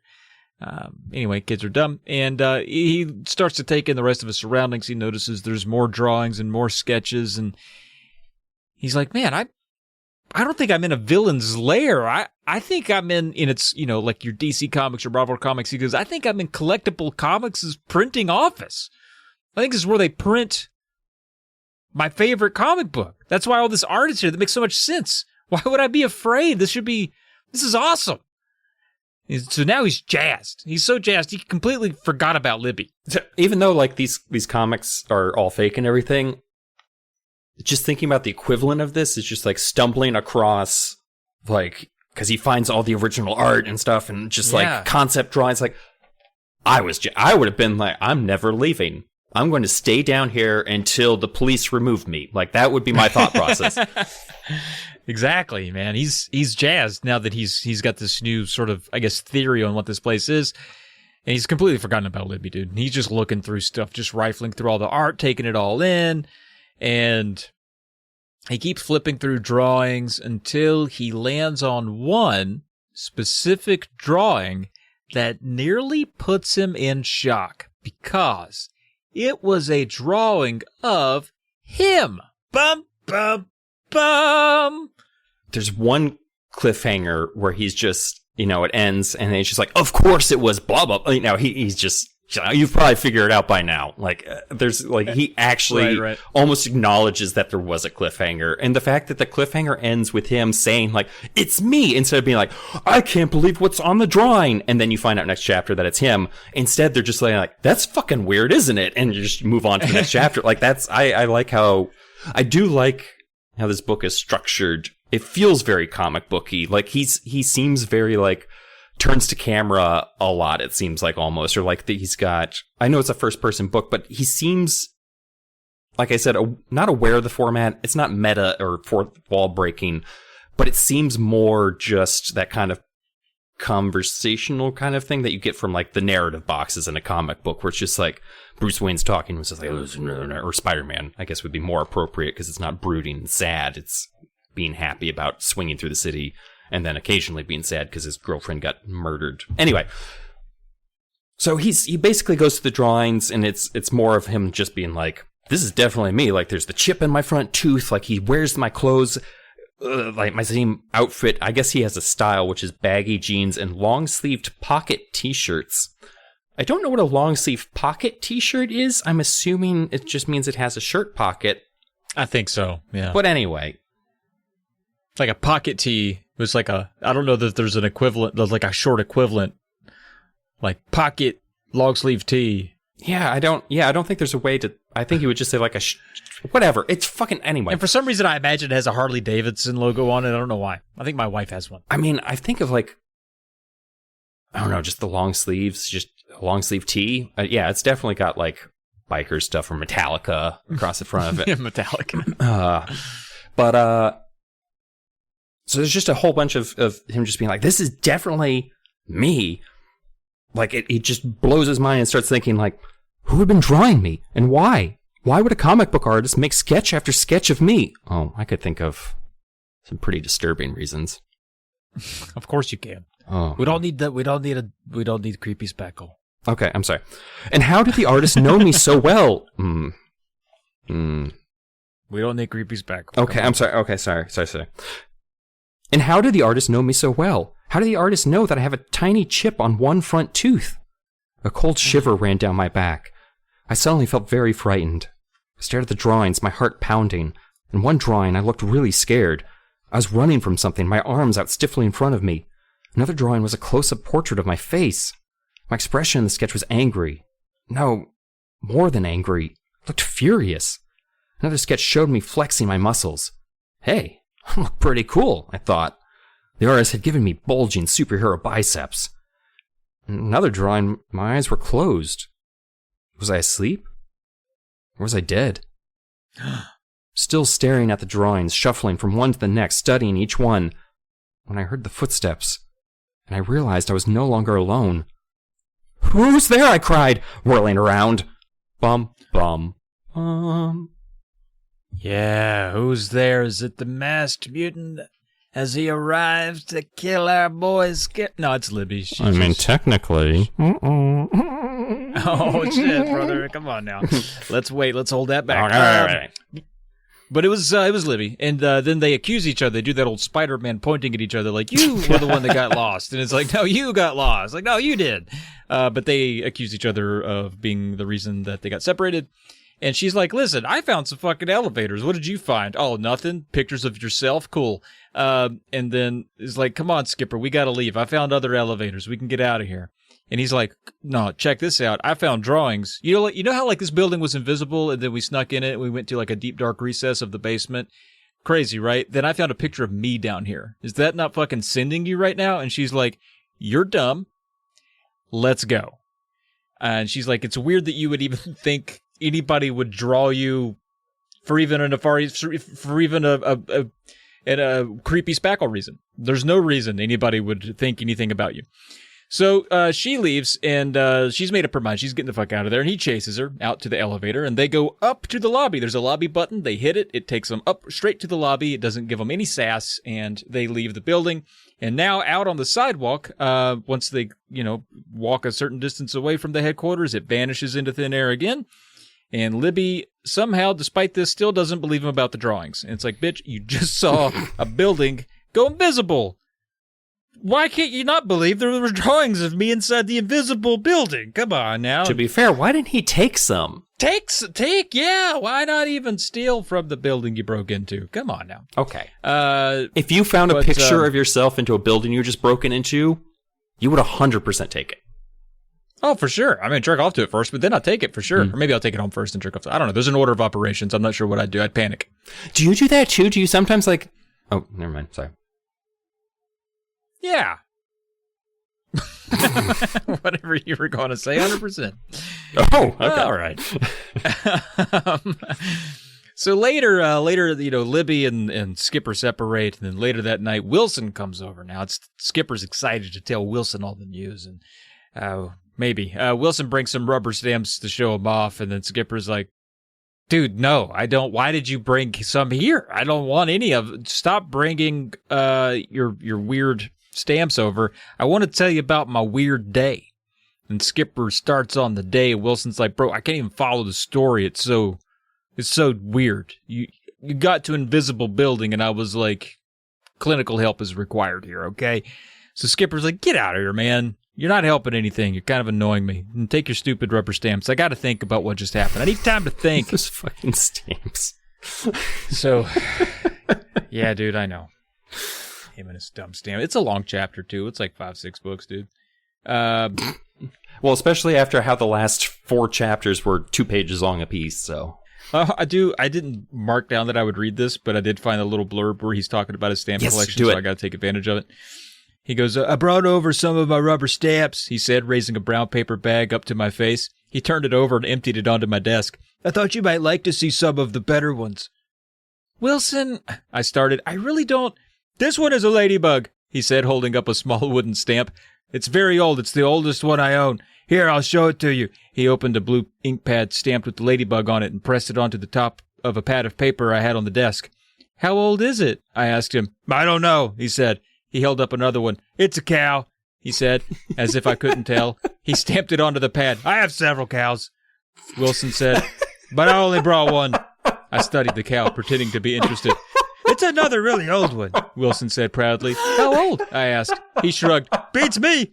He reached for another stamp. Wilson, I just had a really weird thing happen, I told him, and I need to think about it alone. He narrowed his blue eyes at me, confused. What happened? I love that whole exchange. Just forcing stamps on him. I think I read that one a couple times because I did. I thought that was hilarious when I read it at the time. It's just it's like he has nothing like with something like that. Because I collect old books, and guess what? I kind of have a Wilson stamp approach to it, which is like I collect ones that I like and that are really old. Do you know how often I tell people that? This is the first time you're hearing about it. Like, and you're just like, please don't tell me any more about it. And it's just like, I'm not going to. I'll tell, like, I have like 3 of them that are interesting because they're just interesting. And those are the ones I'll mention. But some of them are about cows. I do like it when sometimes the pages, they have the gold on the edge. But sometimes the pages have the silver on the edge. And that's pretty cool too. And I like that. I think it's because I don't know why. What's funny, while reading that, very rarely do I spot one of these, but I saw a typo. That's why I got confused. He missed a quotation mark, so I didn't know when to kick back into my Wilson voice. So shame on you, R.L. Stein, you piece of shit. But Jesus, nah, I'm kidding. No, Skipper's walking Wilson out of his house. He's like, "You got to get out of here with these stamps, man. You're killing me." And on his way out, he notices a brown envelope on the table, and you know what that signifies. That's right, another special issue's arrived in the mail. Now I'm going to read what I intended to read here, just a short little bit here at the end of chapter 16. It says, I need total privacy. I have to study this, I told myself. I closed the bedroom door behind me and dropped down onto the edge of my bed. Did he get his latest issue of Penthouse? Like, what is this? Yeah, dude. I sign up for those surplus ones from the Video Game History Foundation, and I do clear an evening to settle down with those. I get it, man. It's fun mail. I don't get a lot of fun mail. It's mostly bills. It says, my hands trembled as I ripped open the envelope and pulled out the comic book. The cover showed a close-up of the Masked Mutant. His eyes glared angrily out at the reader. A new foe for the mutant, proclaimed the title. Huh? A new foe? I took a deep breath and held it. Calm down, Skipper, I urged myself. It's only a comic book. But would this new issue help to solve the mystery for me? Would it tell me anything about the strange pink and green headquarters building? Would it help solve any of the puzzles from this afternoon? I turned to the first page. It showed the headquarters building from above. The next drawing showed the building at street level. In the deep shadows, someone was approaching the glass doors. Someone was sneaking into the headquarters building. I turned the page and shrieked at the top of my lungs, I don't believe it! Bum, bum, bum. This is the one where it starts. Yeah, you probably guessed it. It was me, Skipper. Skipper J. Wilkinson. I can't remember his real last name. Matthews. Matthews. Still, yeah, very cool. But, so he's real, perturbed about this because it almost seems like now, because I feel like, I don't know if I felt this way when I was reading it, but it's just like comics are in the Masked Mutants headquarters. The comics are showing shit I did in the headquarters. I feel like the Masked Mutant knows who I might be. I'm just putting that one out there all of a sudden. But, so I'd be even more concerned than he is. But it cuts to the Galloping Gazelle, who's been captured by the Masked Mutant, which is quite the turnabout from the issue. But again, I don't know what the special issue is. But he's got the Galloping Gazelle tied up, and he's going to boil him alive, which is pretty fucked up. Whoa. I'm going to be honest with you. Yep. I don't know if I appreciate that.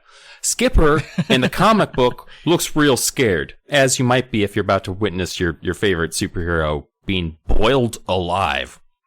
Boiled. So like he's getting dipped into the dip in Roger Rabbit. Exactly. Oh, dude, that fucking shoe. That little shoe. R.I.B. B? Rib. Rest in barrel of goo. Oh. That's not what I meant to do. That's depressing. Anyway, We don't get a dinner scene in this book, but we do get two parents making dinner, which is almost as good as the dinner scene. As a random R.L. Stine family dinner scene. So he runs down the stairs to show his parents. Unfortunately, his dad's chopping onions and just crying. So I want you to picture just a big burly lumberjack of a man with just tears and snot streaming down his face. And what they never mention in books and things is that it also hurts. Like, it's not just you're crying and your eyes are tearing up. It also fucking stings. You know why? It's because onions have a high content of sulfur in them. So what happens is they release a sulfur gas when you cut into them, and when it reaches your eyes, it mixes the water in your eyes and turns into a sulfuric acid, which is why it stings your eyes so much. So, thank you. You're welcome. And that's why Vidalia onions are actually sweeter than other types of onions, because they're grown in a low sulfur content soil. I'll be damned. Aren't you glad that I'm on the show? So, yes. So the dad can't see shit. Mom's got her head in the oven about to Sylvia Plath it. Is that too much? Should I? Because she's just like, the pilot light's out. And I'm just like, get your fucking head out of the oven. I am glad you're on the show. Yes. At one point, like, and the mom does, I think, look at it, and she's just like, yeah, it looks like you a little bit, whatever. And then she goes back to like, I don't want the kitchen to fill with gas, and trying to light the pilot light. The dad has his face buried in a dish towel at one point, and Skipper's just like, I guess you can't look at it right now. So he goes back to reading the comic, and he's just like, oh, I need to see how this ends, obviously. And a galloping gazelle in the last panel has a thought bubble going above his head, which lets you know what he's thinking. And he thinks, only the boy can save me. And was that true? Was Skipper really the only person left who could save the galloping gazelle from being boiled alive? Find out next chapter. Bum, bum, bum. Bum, bum, bum. Man, after school the next day, Skipper, he's going to ride that bus to HQ, baby. He's going to get in there. He's going to see what's going on. On the city bus. He's going to try to save. I'll take that city bus to save a gazelle. This is normal stuff. And Wilson, Wilson runs up to him right before he gets on the bus, and Skipper's like, buddy, I don't want to see any rubber stamps right now. And in this moment, whenever Skipper interacts with Wilson, I always imagine Skipper as Jason Bateman, because Jason Bateman does a really good, like, I'm tired of you sort of bit. So I just imagine him being like, buddy, I just don't want to see any rubber stamps right now. I just don't have time. But Wilson's like, oh, actually, I stopped collecting them. They were taking up too much time. It's like, oh, okay, well, good for you then. What? Good for you. Good for you. You seem to be obsessing a bit, so I'm actually kind of happy for you. It seems like maybe you can find something else cooler. Says it was taking up too much of his time. But anyway, fast forward to the bus. Skipper gets on it. It leaves Wilson behind. Looks for Libby. She's not around. She's not on the bus.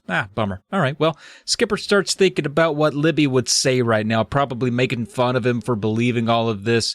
Poke fun at him for still believing that a supervillain's lair was actually a place in Rivers, Fall Haven. And he still wishes, but then a part of him is like, I still wish he was around to kind of be scared with me, because I kind of could use a pal right now. Anybody but Wilson, actually, would be fun. He hops off the bus, walks toward HQ, goes inside, buildings there, walks in, goes inside, prepares to press the elevator button, and just as his finger's about to touch that button, he hears a cold, evil laugh right behind him. Oh my God, bum, bum, bum. Turns out we've got a Are You Afraid of Bees situations, or it's just I don't know why I decided to bring that into. It's a loudspeaker. There's a loudspeaker that in intercom. What? It's like I have to make a reference to a Goosebumps book. That's the only other intercom I can think of. And it's the worst book. I still feel like that might be the worst book. Yeah, but we reference it so much.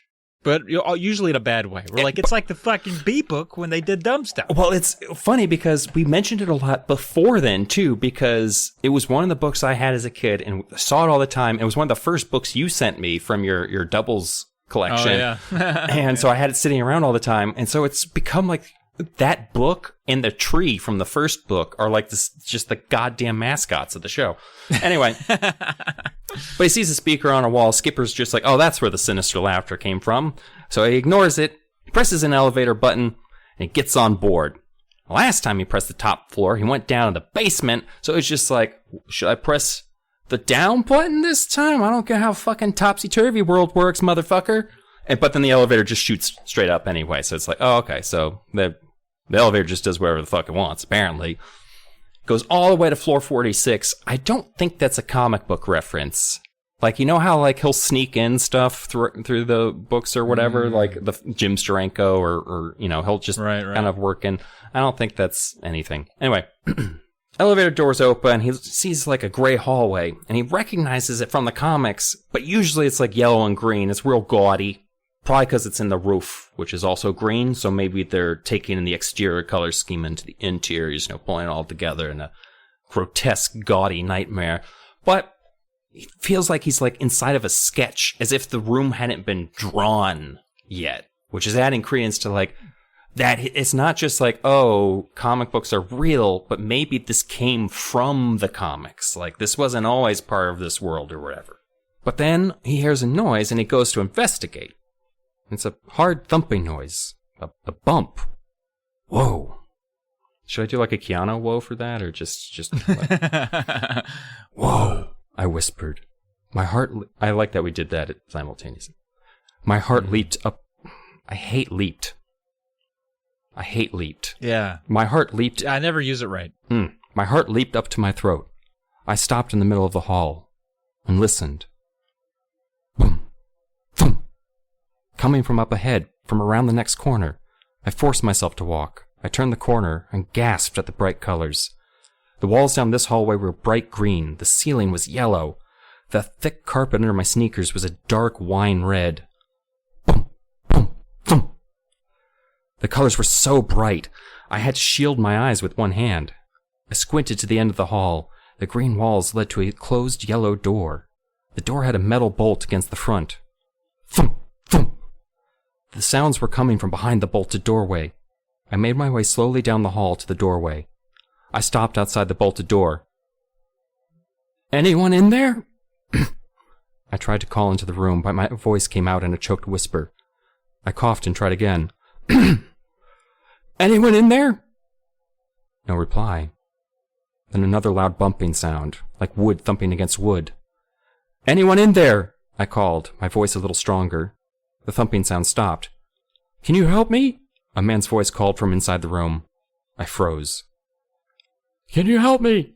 The man pleaded. I hesitated for a second. Should I try to help him? No. Just leave. You came this far, just leave. Yes. I should help him. I raised both hands to the metal bolt. I took a deep breath and shoved the bolt with all my strength. To my surprise, it slid easily. The door was unlocked. I turned the handle and pushed the door open. I stumbled off balance into the room and stared in amazement at the figure staring back at me. You're real? I cried. Bum, bum, bum. Santa Claus? Oh, shit. Or the Easter Bunny? Santa Claus. Probably the Easter Bunny. Yeah, Chekhov's Easter Bunny. Every time with that goddamn Russian Easter Bunny. The Galloping Gazelle. All right, that's who we're dealing with. Looking rough. All right, mask all twisted. Underwear in a knot. Cape furled. Cape furled. Never a good sign for a superhero. He's tied to a chair. That's probably the worst sign of all. Might have let off with that. Tied to a chair. That's what was making those thumping sounds, was the chair bumping against the floor. You know how hostages do, Dylan. Oh, yeah. Always thumping their chairs. That's why I got to cut off their legs. Oh, yeah. Quiet it down in there, you used to say to me.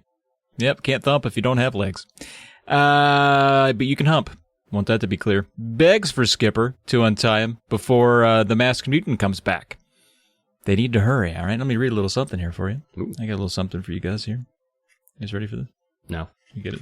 I get it. Let me get it going here. He says, hurry up, kid, the Galloping Gazelle urged. Hey, how did you find the secret headquarters anyway? I just found it, I replied, tugging at the knots. Don't be modest, kid, the superhero said in his flat, low voice. You used your secret cyber radar powers, right? Or did you use your ultra mind control to read my thoughts and hurry to my rescue? Nope, I just took the bus, I replied. I didn't really know how to answer him. Did he have me confused with someone else? Why was I here? What was going to happen? To us. To me. So Skipper unties him. Gazelle beckons him to follow. Come on, follow me, kid. and sees Skipper is a little worried, and he assumes it's because Skipper doesn't have Gazelle's dino legs and speed. And Skipper's like, yeah, sure, that's why. Yeah, it's because I don't have any superpowers. That's why I'm worried. Specifically that. And then Gazelle's like, all right, follow me, kid. And then the Gazelle, he speeds off in a blur. Shoo! Then he comes back. He's like, sorry, was that too fast for you? Then he asks Skipper, he's like, kid, do you have wall climbing abilities? No? All right, we'll take the stairs. Just shit like that was cracking me up, dude. Just superheroes assuming other people are superheroes. I don't know that it gets funnier than that. He's such a piece of shit. Yeah, I know, which we'll find out more about later. Then I want to read the little last bit here. The doorway led to a flight of steep, dark stairs, and I peered up to the top, but I could see only heavy blackness. I expected the galloping gazelle to pull me up the stairs, but to my surprise, he stopped just past the doorway. He narrowed his eyes at the stairs. There's a disintegrator ray there. Oh yeah, I forgot about this part. This is funny as hell. There's a disintegrator ray there, he announced, rubbing his square jaw thoughtfully. A what? I cried. A disintegrator ray, he repeated, his eyes locked on the stairs. If you step into it, it will disintegrate you in 1/100th of a second. I swallowed hard. My entire body started to tremble. Do you think you can jump the first 2 steps? The galloping gazelle asked. You mean? I started. Land on the 3rd step, he instructed. Get a good running start. I'll need it, I thought, staring at the steep steps. I suddenly wished I hadn't eaten so many Pop-Tarts and bowls of Frosted Flakes for breakfast every morning. Also every dinner, Skipper. Don't forget the one you had for dinner. If only I were a little slimmer, a little lighter. Get a good running start and make sure you clear the first 2 steps, the galloping gazelle warned. Land on the 3rd step and keep moving. If you land on the 1st or 2nd step, you'll disintegrate. He motioned with his fingers. Poof. I let out a low, frightened moan. I couldn't help myself. I wanted to be brave, but my body wasn't cooperating. It was shaking and quaking as if I were made of jello. I'll go first, the superhero said. He turned to the stairs, bent his knees, stretched both hands forward, and leaped over the invisible disintegrator ray. He landed on the 5th step. He turned around and motioned for me to follow. See? It's easy, he said brightly. Easy for you, I thought darkly. Some of us don't have dino legs. Hurry, he urged. If you stop to think about it, you won't be able to do it. I'm already thinking about it, I thought. How could I not think about it? I'm not very athletic, I murmured in a tiny, trembling voice. What an understatement. Whenever the kids I know play any sports, I am always the last kid chosen for a team. Hurry, the galloping the galloping gazelle urged. He reached out both hands. Take a good running jump, kid. Aim for the 3rd step. It isn't that high. I'll catch you.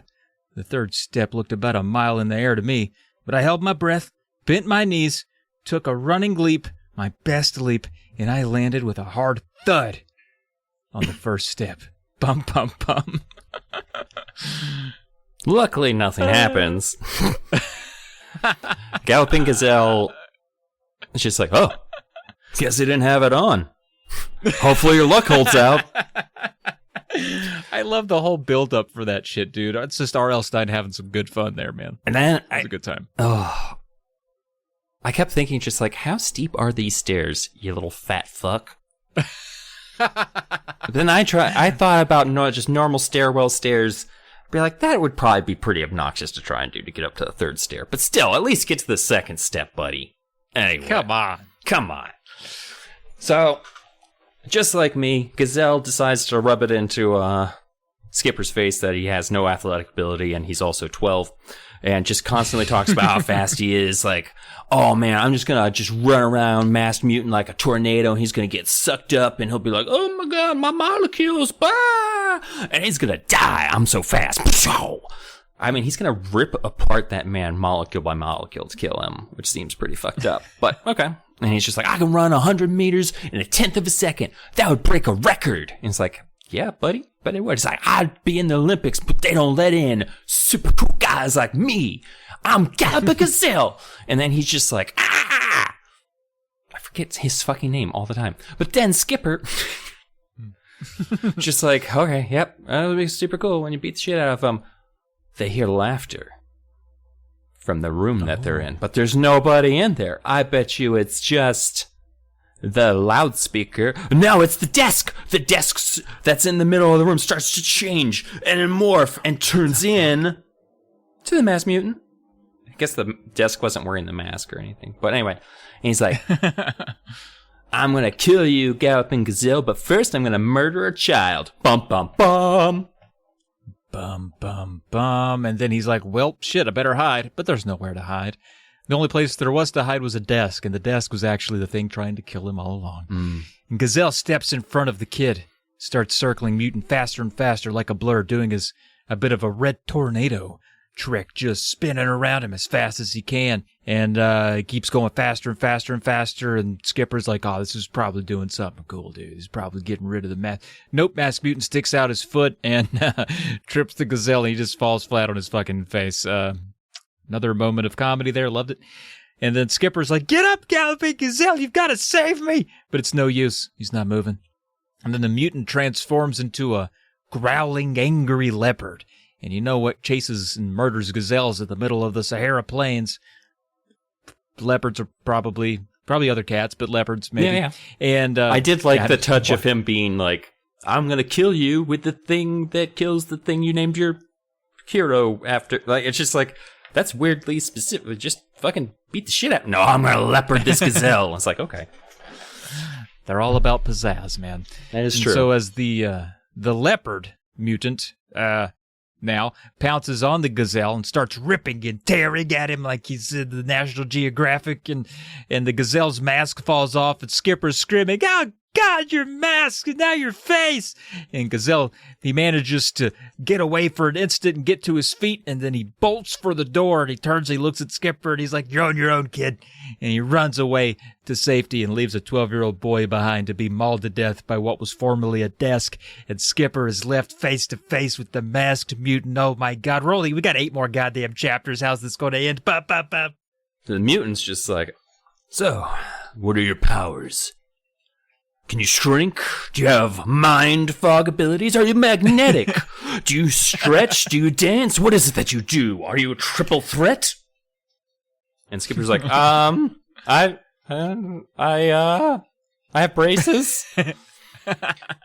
And Masked Mutant's just like, don't play coy with me. Just runs his finger down his cheek and he's just like, tell me what your superpowers are, boy. But Skipper's just like, he sees a stone on a nearby shelf. He's just like, I've got one shot. Grabs the stone. And he realizes it's not even a stone. It's a fucking just thing of metal. It's a hard steel. Like, if he hits the mutant, it doesn't fucking matter if it just fucking hurt. He'll get a bloody nose at least. For sure, yeah. And he just, weird thing to find in an office. Oh, yeah. Big hunk of steel, but and whatever. He's just like, fuck you, Masked Mutant, and just whips it all American style, knuckleball straight at the guy's face. And like most knuckleballs, it doesn't stay on target, and he just straight up misses. And I think he even says like, it lands with a soft thud onto the plush carpet. Like, he's just, and the mutant's just like, oh fuck, man, you weren't joking, huh? I'm gonna tear you apart now. Bum bum bum. Yep, so the mutant does what a mutant does. He picks up Skipper, and his molecules change to make the Masked Mutant very, very tall, and he keeps raising Skipper up higher and higher and higher so that he's 20 feet or so off the ground, close to the ceiling of this weirdly proportioned building, basement office thing that we're in. I don't even understand how it works. And he's now prepared. He's going to drop Skipper from this height to the floor, maybe slam him down like he's spiking a football. But then someone enters the door, and they both turn. Both the Masked Mutant and Skipper turn, and they see it's Libby. Bum, bum, bum. The Masked Mutant lowered me to the floor and turned to face Libby. My legs were wobbling so badly I had to grab onto a bookshelf to hold myself up. Libby, get out of here! Get away! I tried to warn her. But she stormed into the room, her red hair flying behind her. She had her eyes on me and completely ignored the Masked Mutant. Doesn't she know that he's the most evil supervillain in the known universe? Skipper, didn't you hear me calling you? Libby demanded sharply. What is she, his mom? Huh? Libby? I was across the street, she said. I saw you going into this building. I called to you. I didn't hear you, I stammered. Listen, you'd better get out of here, Lily. I said Lily. I've been searching and searching for you, she continued, ignoring my warning, ignoring my frantic gestures. What are you doing in here, Skipper? I really can't talk right now, I replied, pointing to the masked mutant. He stood impatiently, hands at his waist, tapping his black boot on the carpet. I see that I'll have to destroy you both, he said quietly. Libby spun around. She seemed to notice the supervillain for the first time. Skipper and I are leaving now, she said with a sneer. I gasped. Didn't she know who she was talking to? No, of course she didn't know. She reads only High School Harry and Beanhead comics. She has no idea how much danger we are in, I realized. I'm sorry, the masked mutant replied, sneering back at Libby from under his mask. You're not leaving. In fact, you are never leaving this building again. Libby glared back at him, and I saw her expression change. Her green eyes grew wide, and her mouth dropped open. She took a step back until she stood beside me. We have to do something, she whispered. Yeah, so she gets this really cool idea that's actually pretty stupid. She goes into her backpack, and she's like, I've got an idea. She pulls a toy gun out of her bag, a yellow plastic gun. Skipper's like, all right, so Libby's fucking lost her goddamn marbles, if she ever had them. She's just a kookaroo. And her thinking is like, listen, if this is a comic book, then none of this is real, and we can do anything we want. She points the gun at the masked mutant. She says, it's a molecule melter. The mutant's just like, okay, this is getting real stupid real fast. I'm just going to kill you now? Can you put the toy down? And he starts walking towards her, and she shoots. High-pitched whistling noise comes out, like a slide whistle. Very scary sound. But the mutant just keeps walking right toward her. Bum, bum. Those are his footsteps. Bum, bum, bum, bum. I was so happy that the gun didn't work. I was like, this is about to take a turn into weird MacGuffin Silly Town. But oh yeah, the fact it's that it was almost just a like whistling noise. It's almost like an upside down the expiration date on the Monster Blood can level. Oh yeah. But gun doesn't do anything. So Libby, she lowered the plastic gun. Says we both stared in horror as the masked mutant came nearer. He took one more step, then stopped. A bright white light circled his body. The light became a crackling electrical current. The mutant uttered a low moan. Everybody's always low moaning in these books. Then he began to melt. His head melted down into his mask, tinier and tinier until it disappeared completely. The empty mask slumped onto the shoulders of his costume. Then the rest of his body melted away, shrinking until there was nothing left but a wrinkled costume and cape heaped on the carpet. Libby and I stood staring down at the costume in silence. It worked? I finally managed to choke out. The toy gun? It worked, Libby? Of course, she replied with surprising calm. And she walks over and she kicks his cape and mask and, yep, he did. And Skipper can't believe a toy wiped out the meanest villain on Earth. And Skipper's like, all right, let's get out of here. And Libby points the gun at Skipper and says, no, you're disappearing next. What the fuck? Bam, bam, bam. Skipper's all like, hey now, watch out where you're pointing that toy. And Libby's just like, no, I'm gonna fucking shoot you with the toy gun. And he's at one point he's just like, she's just joking. He's like, I saw the expression on her face and I'm like, oh fuck, she's already killed once before. What the fuck is going on here? It's like, what's your fucking problem, Libby? I'm not Libby, she replied softly. I hate to break the news to you, Skipper, but there is no Libby. As she said those words, she began to change. Her red hair slid into her head, her cheeks grew wider, her nose lengthened, her eyes changed from green to black. She stretched up, growing taller. Muscles bulged on her skinny arms. As she grew, her clothing changed too. Her jeans and t-shirt appeared to melt away, replaced by familiar-looking costume. The costume of the masked mutant. That's not a bum. We're still going. Masked Mutant Holy explains that he has been Libby all the time. There was no Libby. What? He's been pretending to be a 12-year-old girl to the point that he got a whole Harry and the Beanhead comic book collection? He went to her house. I feel like the Masked Mutant just really likes fucking Beanhead comics, man.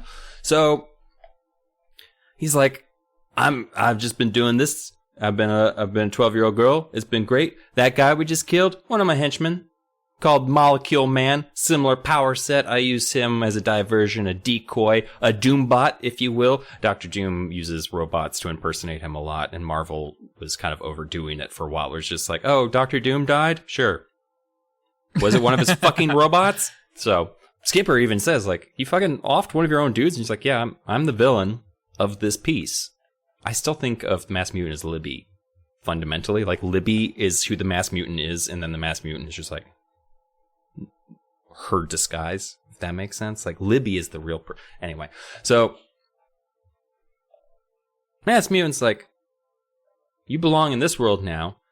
Because ever since I saw you on the bus, because I was just taking the bus randomly to get to and from school to my life as a 12-year-old girl.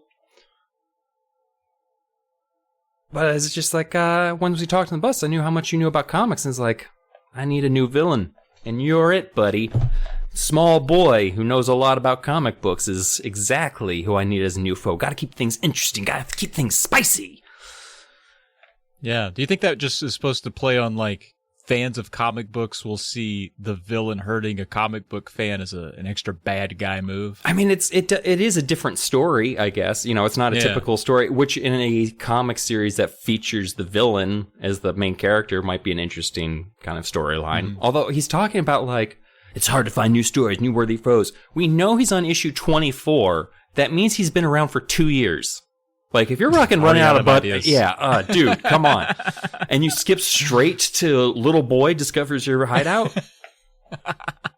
It's just like, I'm gonna fucking kill you now, because you're, whatever, it's comic book world, and you're a comic book villain in my comic, so I'm gonna straight up murder you with my plastic laser gun, which I'm assuming is actually a real laser gun in comic book world, and we didn't just use make-believe to make it real. I'm just going to assume it was just a real gun, and the make-believe shit is not on the table. We're going to ignore that. Bum. Oh, shit, a bum. Oh, God, okay. Chapter, 28, right? Yeah. 28. Here it is. Oh, man, I never say the chapter numbers, do I? Huh. Yeah. Yeah, it's just, these are big numbers. We normally get a 26er, but this is a 30er. So chapter 28 here, the mutant tells Skipper, he's like, hey, listen here, bud, you're not real anymore, okay? You remember when Travis thought to type in that one little blurb that I put earlier in the book about feeling the thing? No. That was important, all right? Oh, shit. Yes, I do remember that. Yeah, Skipper, when you felt the prickly sensation, when you heard the little beep when you first entered the building a long time ago. That was me scanning you, bud.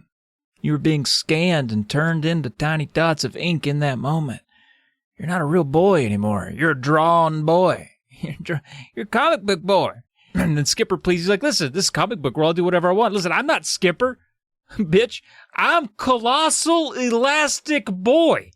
Come on now. Get real. Bum. I think Elastic Boy is actually part of the Legion of Superheroes, which is a DC comic book series that follows superheroes from the year 3000, I think. They're in the far future, but they all have names like Elastic Lad and Cosmic Boy. Like, they're all boys and lasses and lads, and it's hilarious.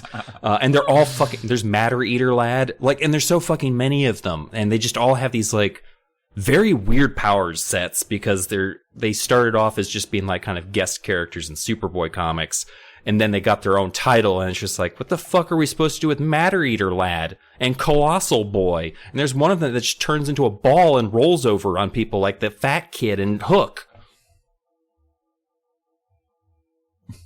Sorry, was that diatribe? It just seems to have like completely unmanned you. Like, you're just like, I was like, wow, we got the Hook.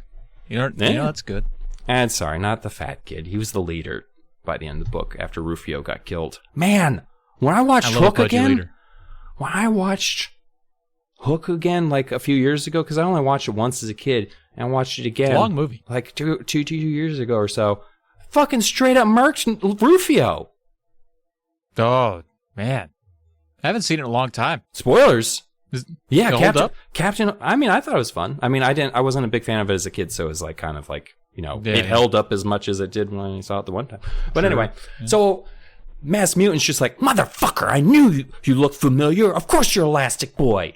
Elastic Boy's like, or excuse me, Skipper, you fucking confused me. We know he's not actually oh, sorry. We don't actually know that. Elastic Boy says he's done with this stupid fight and he's just going to go back to his home planet of Zargos because I'm not allowed to be in other comic books because my contract says so. He literally says that shit. Like he's crazy, dude. And he's a wise kid. The Masked Mutant's just like, oh no, you're not going to leave. I'm going to tear you into pieces and then tear your pieces into pieces. I don't know why we're going this. It's a very weird.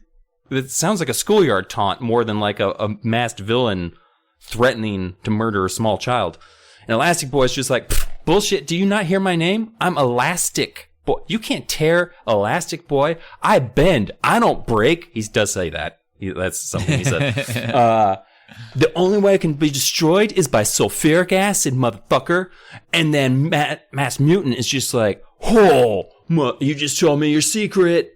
That always drives me wild where you have like Superman giving a report. Like a reporter, he says, yeah, my only weaknesses are lead and these green glow rocks. Up and away. Like, it's just... But anyway. Elastic Boy's just like, oh, rattlesnake stick bugs. I can't believe I gave you my one weakness, so I gotta get elasticy.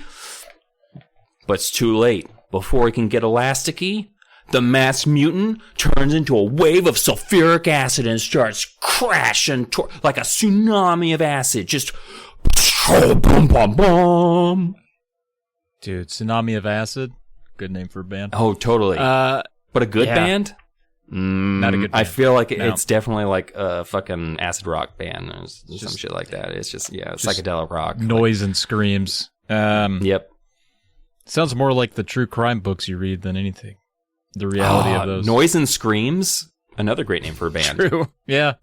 That's the first album of Acid Wave. But it's actually it's a pleasant folk band. It's an ironic name. I love it. Well, the wave of sulfuric acid that had a mask on it somewhere misses Skipper by inches. Spreads out along the carpet, fizzes and bubbles. Now listen to this. Skipper. Maybe he's not a dumb after all, because wisely Skipper had convinced the Masked Mutant to turn into a liquid, which is going to be tough for him to get himself back together now that he's soaked through the carpet and the floor, because now he can't reform himself. See, in the books, Skipper's been an Allegiant reader for 24 issues, a couple specials in between. He'd only ever watched the Masked Mutant change himself into a solid and back again. Skipper was like, liquid's the way to go. And in that moment, he did it. He's proud of his own genius.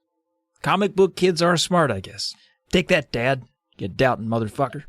The Masked Mutant was now gone forever, or at least any semblance of him as a threat is. He now lives in the carpet, the subfloor. Couldn't believe that he had convinced the Masked Mutant that he was Elastic Boy. Skipper had never even heard of Elastic Boy. He just made it up. He's just out there riffing, dude. Riffing for his own life. So back home, he's all proud that he's alive. As you would be. And back home, he sees a brown envelope. It's another special issue of the Masked Mutant. He just ignores it. He's like, fuck that guy. He goes on and plays with his sister. He wants to enjoy being alive for once. So he's hanging out with Mitzi. They're out in the yard messing around, and Mitzi decides, so the topic of chocolate cake came up. Mitzi was like, I could go for some chocolate cake. And Skipper was like, fuck yeah, brother, the sister. And then they goes inside and they get some cake. And he's like, let me get a knife here and cut some cake for us. And now somehow he accidentally, I don't know how, now Skipper, wave of genius earlier, saved his own life from an evil villain. Then he goes to cut cake and somehow cuts the fucking back of his hand. I don't even know how it's possible, but he fucking cuts the back of his hand. And he doesn't bleed blood, though. No. It's not blood at all. In fact, it's ink. Guess his comic book career isn't over after all. Bum, bum, bitty, bum, bum. Pew! That's the end. Noise and Screams would be a pretty good title for a true crime book about Phil Spector. Ah, very good. I saw you want to say it, and I'd already started the chapter. You held it. I'm proud of you for that. Very cool. Phil Spector would not be a good comic book hero, but Skipper turns out to be a pretty fun one. And I think all in all, we've already talked about how this book is just a little trippy, not really scary, but I still had a lot of fun reading it. I really enjoyed it. I think I mostly had a smile on my face the whole time because the banter with the villain and the heroes and the ridiculousness of it, I don't know how it ranks in the pantheon of goosebumpers, but it was a fun read nonetheless. So, I alluded to this earlier, but like my feeling about this one, even though I read it numerous times as a child, was I don't find superheroes scary. And when I was talking earlier about like how last episode, I literally ended it with saying like, you know what? Phantom in the Auditorium wasn't like a real spooky one for either one of us. But with the series getting this large, it's fun for it to explore new areas that aren't necessarily like traditional horror. And then immediately you get hit with Attack of the Mutant, which is hoo-ha. It's so funny because I'm 100% with you. I think it's great. It's up there in terms of like Horrorland, in terms of just being like a fucking ride of insanity throughout, or it's just fun and like you get these moments like the Wilson section literally made me laugh out loud while he was talking about the cow stamp, and just like this is this reminds me of the time that a coworker cornered me and talked about Funko Pops for too long. Oh man, which is that's a horror story more in than itself. 30 seconds. That's scarier than a goosebump. And she was like the kind of collector that wasn't collecting certain kinds of Funko Pops, like from her TV shows that she likes, or the books that she likes, or her bands, or whatever. Just all of them. All. Wow, that's of them. That's like a Amazon warehouse worth. So my big, I'm sorry, it hurts still to this day to think of that conversation. So it's always a big hurdle for me to get over. Like, it's not real spooky. Yeah, it's not spooky, but we kept bringing up like bizarreness, and I think that makes the books memorable. We always think back to the B book. We always think back to Horrorland. We always think back to probably this one just because it's bizarre. And I think there's something about that. It doesn't have to be spooky. I think I'm learning that right now. I love that we don't know at all what the fuck, like we have no idea where the Masked Mutant came from. We have no idea like why this is happening. Clearly, like, it's closer to like Who Framed Roger Rabbit than like, Tim Burton's Batman. Like, this is like, they're actual comic book characters. And he kind of talks about how like unearthly the hallway looks, and like how bright and like gaudy everything is. So I don't know. I would say that if I was gonna rate it,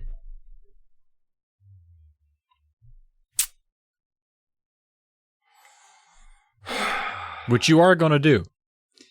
Yeah. I would probably give it like an 80 out of 100 using the CGC rating guide. So like, there's some bent corners, maybe some staining on the pages, like yellowing, like it no longer has that crisp white paging. But overall, like the condition's pretty good. It's retained most of its value, not a lot, but still like lost a good 20% there. But it's like usual wear and tear, So it's not too bad. No one drew in it. The cover's not torn. It's pretty ship shape, I would say. Right, so an 8 out of 10, 4 out of 5, and 80%. Very cool. No. It's 80 out of. It's definitely 80 out of 100. I'm sorry. 8 out of 100. Yeah. I know it's the same. Same mathematically, but it's the CGC. So. Yeah, I get the analog for the thing. That very cool. That's higher than I thought you'd go. But I don't disagree. I had a lot of fun. Yeah, it's fun reading it. I had a lot of fun talking about it. And when both of those things happen, because sometimes I might not have hated reading it, but when we're talking about it, I'm just get so worn out and sad. And then sometimes it's both. Yeah. And then we're talking about one of the two Mummy books. So True that. Yeah, this one was a delight in all regard. And I will also, I think in some ways it exceeded my expectations. I think that helps it too. When I saw the cover and I saw the title, I was like, I'm not going to be into this. This is going to be goofy. I want more haunted houses and like relatable scares.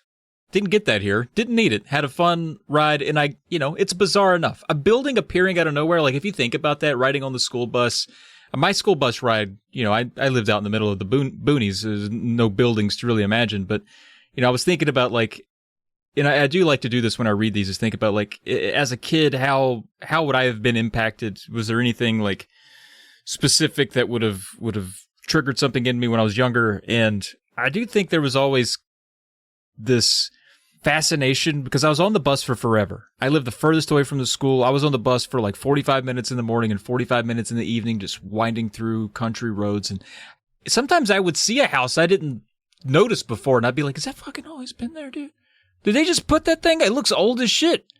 Has that always been there? Am I losing it, or did that house just magically appear?" I remember like having thoughts like that. So it, sorry, I almost spilled a beer.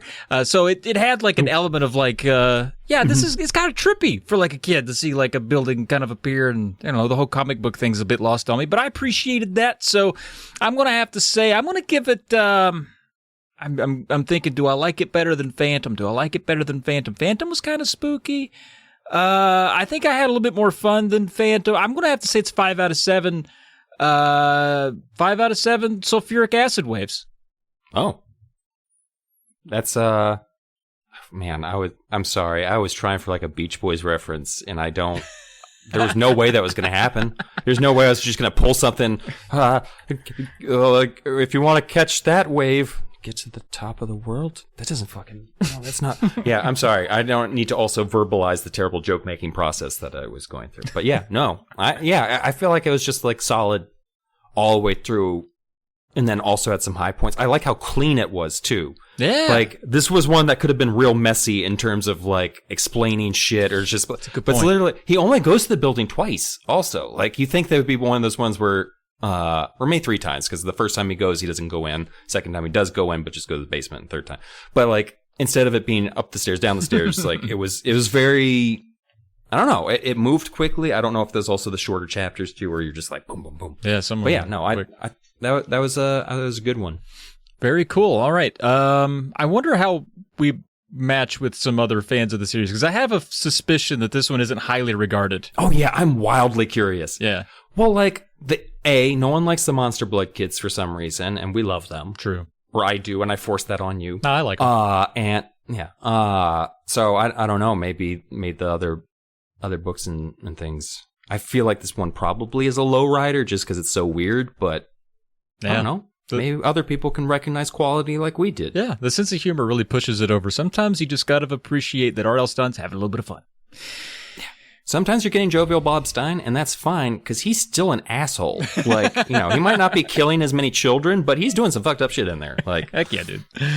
All right, well, so we rated him, and now we got a little bit of trivia here. So, interestingly, R.L. Stine claims that this book has the best surprise ending of all Goosebumps books. I can't believe he said that. I feel like he's talking about Libby. Not the fact that he still has ink blood. Okay, you're thinking the Libby last thing, chapter or two. Okay. I feel like the Libby thing was good. Yeah. I like the Libby thing, because I didn't see it coming, and it made sense except for the fact that she has a fucking apartment. But, like, she doesn't go to the same school as him, and they don't have the same friends. So it worked that she was just like... Right. I mean, I'm wildly curious about the fuck was going on there, but yeah. It's interesting. She moved in like last spring, which you could, depending on the time of year, that being November, like that's almost that 2 years. That's almost the 24 issues that she's been there. So that kind of matches up a little bit if you stretched it some in your brain. Oh, so that's cool. Yeah. So I thought that was interesting, though. So it's like, I guess we don't have to read the rest of them because this is the best one, according to R.L. Stine, in terms of twists. But then Skipper in the book says, and you brought this up, but just to reiterate this bit of trivia, Skipper mentions that the creator of the Masked Mutant is Jimmy Steranko, a reference to Jim Steranko, who created Nick Fury, Agent of S.H.I.E.L.D., and The Strange Death of Captain America, among some others, but those were the ones that popped up first on his Wikipedia. I'm sure you know more, Dylan. But that was a cool, like, direct reference. No, he's a Marvel boy, so I'm not as familiar with Stranko. Gotcha. Well, still a cool addition there. So, that's going to wrap us up here. As always, please email us if you need us. We got Goosebumps podcast at gmail.com. It's also, if you write down the email address, you'll never forget what the name of the podcast is. I encourage everyone to go ahead and do that. It's weird that I do every episode. You can find the show on Twitter at Say Cheese and Pod. Let us know what you think of these books on Twitter if you want to. That'd be fun. That'd be cool. Engage with us. You can support the show, the whole network of shows, which you can, of course, find the whole network, polymedianetwork.com, but you can support this show and the whole network on Patreon. If you go to patreon.com/polykill, find a tier that works for you. You can get early episodes of the very podcast you're listening to right now. Now, Dylan, I do have a memory of the next book. I know I don't have many. I don't bring a lot to the show in terms of historical Goosebumps references, but this next one is one that I remember reading more than once. So this might be my first multi-reader of the series, and only. I don't remember anything from my childhood. I've blacked most of it out for good reason. So take it away. I just want to say, I read the first line of this, and I was just like, is this Travis being like a smartass? Just Larry Bird? But, No. Just what the first line says is like, is this the coolest thing? Larry Boyd just found the coolest thing in the trash. It's an old bottle of Instatan. Rub on a dark suntan in minutes. That's what the label says. So Larry and his friends do. But nothing much happens. Till Larry notices the hair. Dark, spiky hair growing on his hands and face.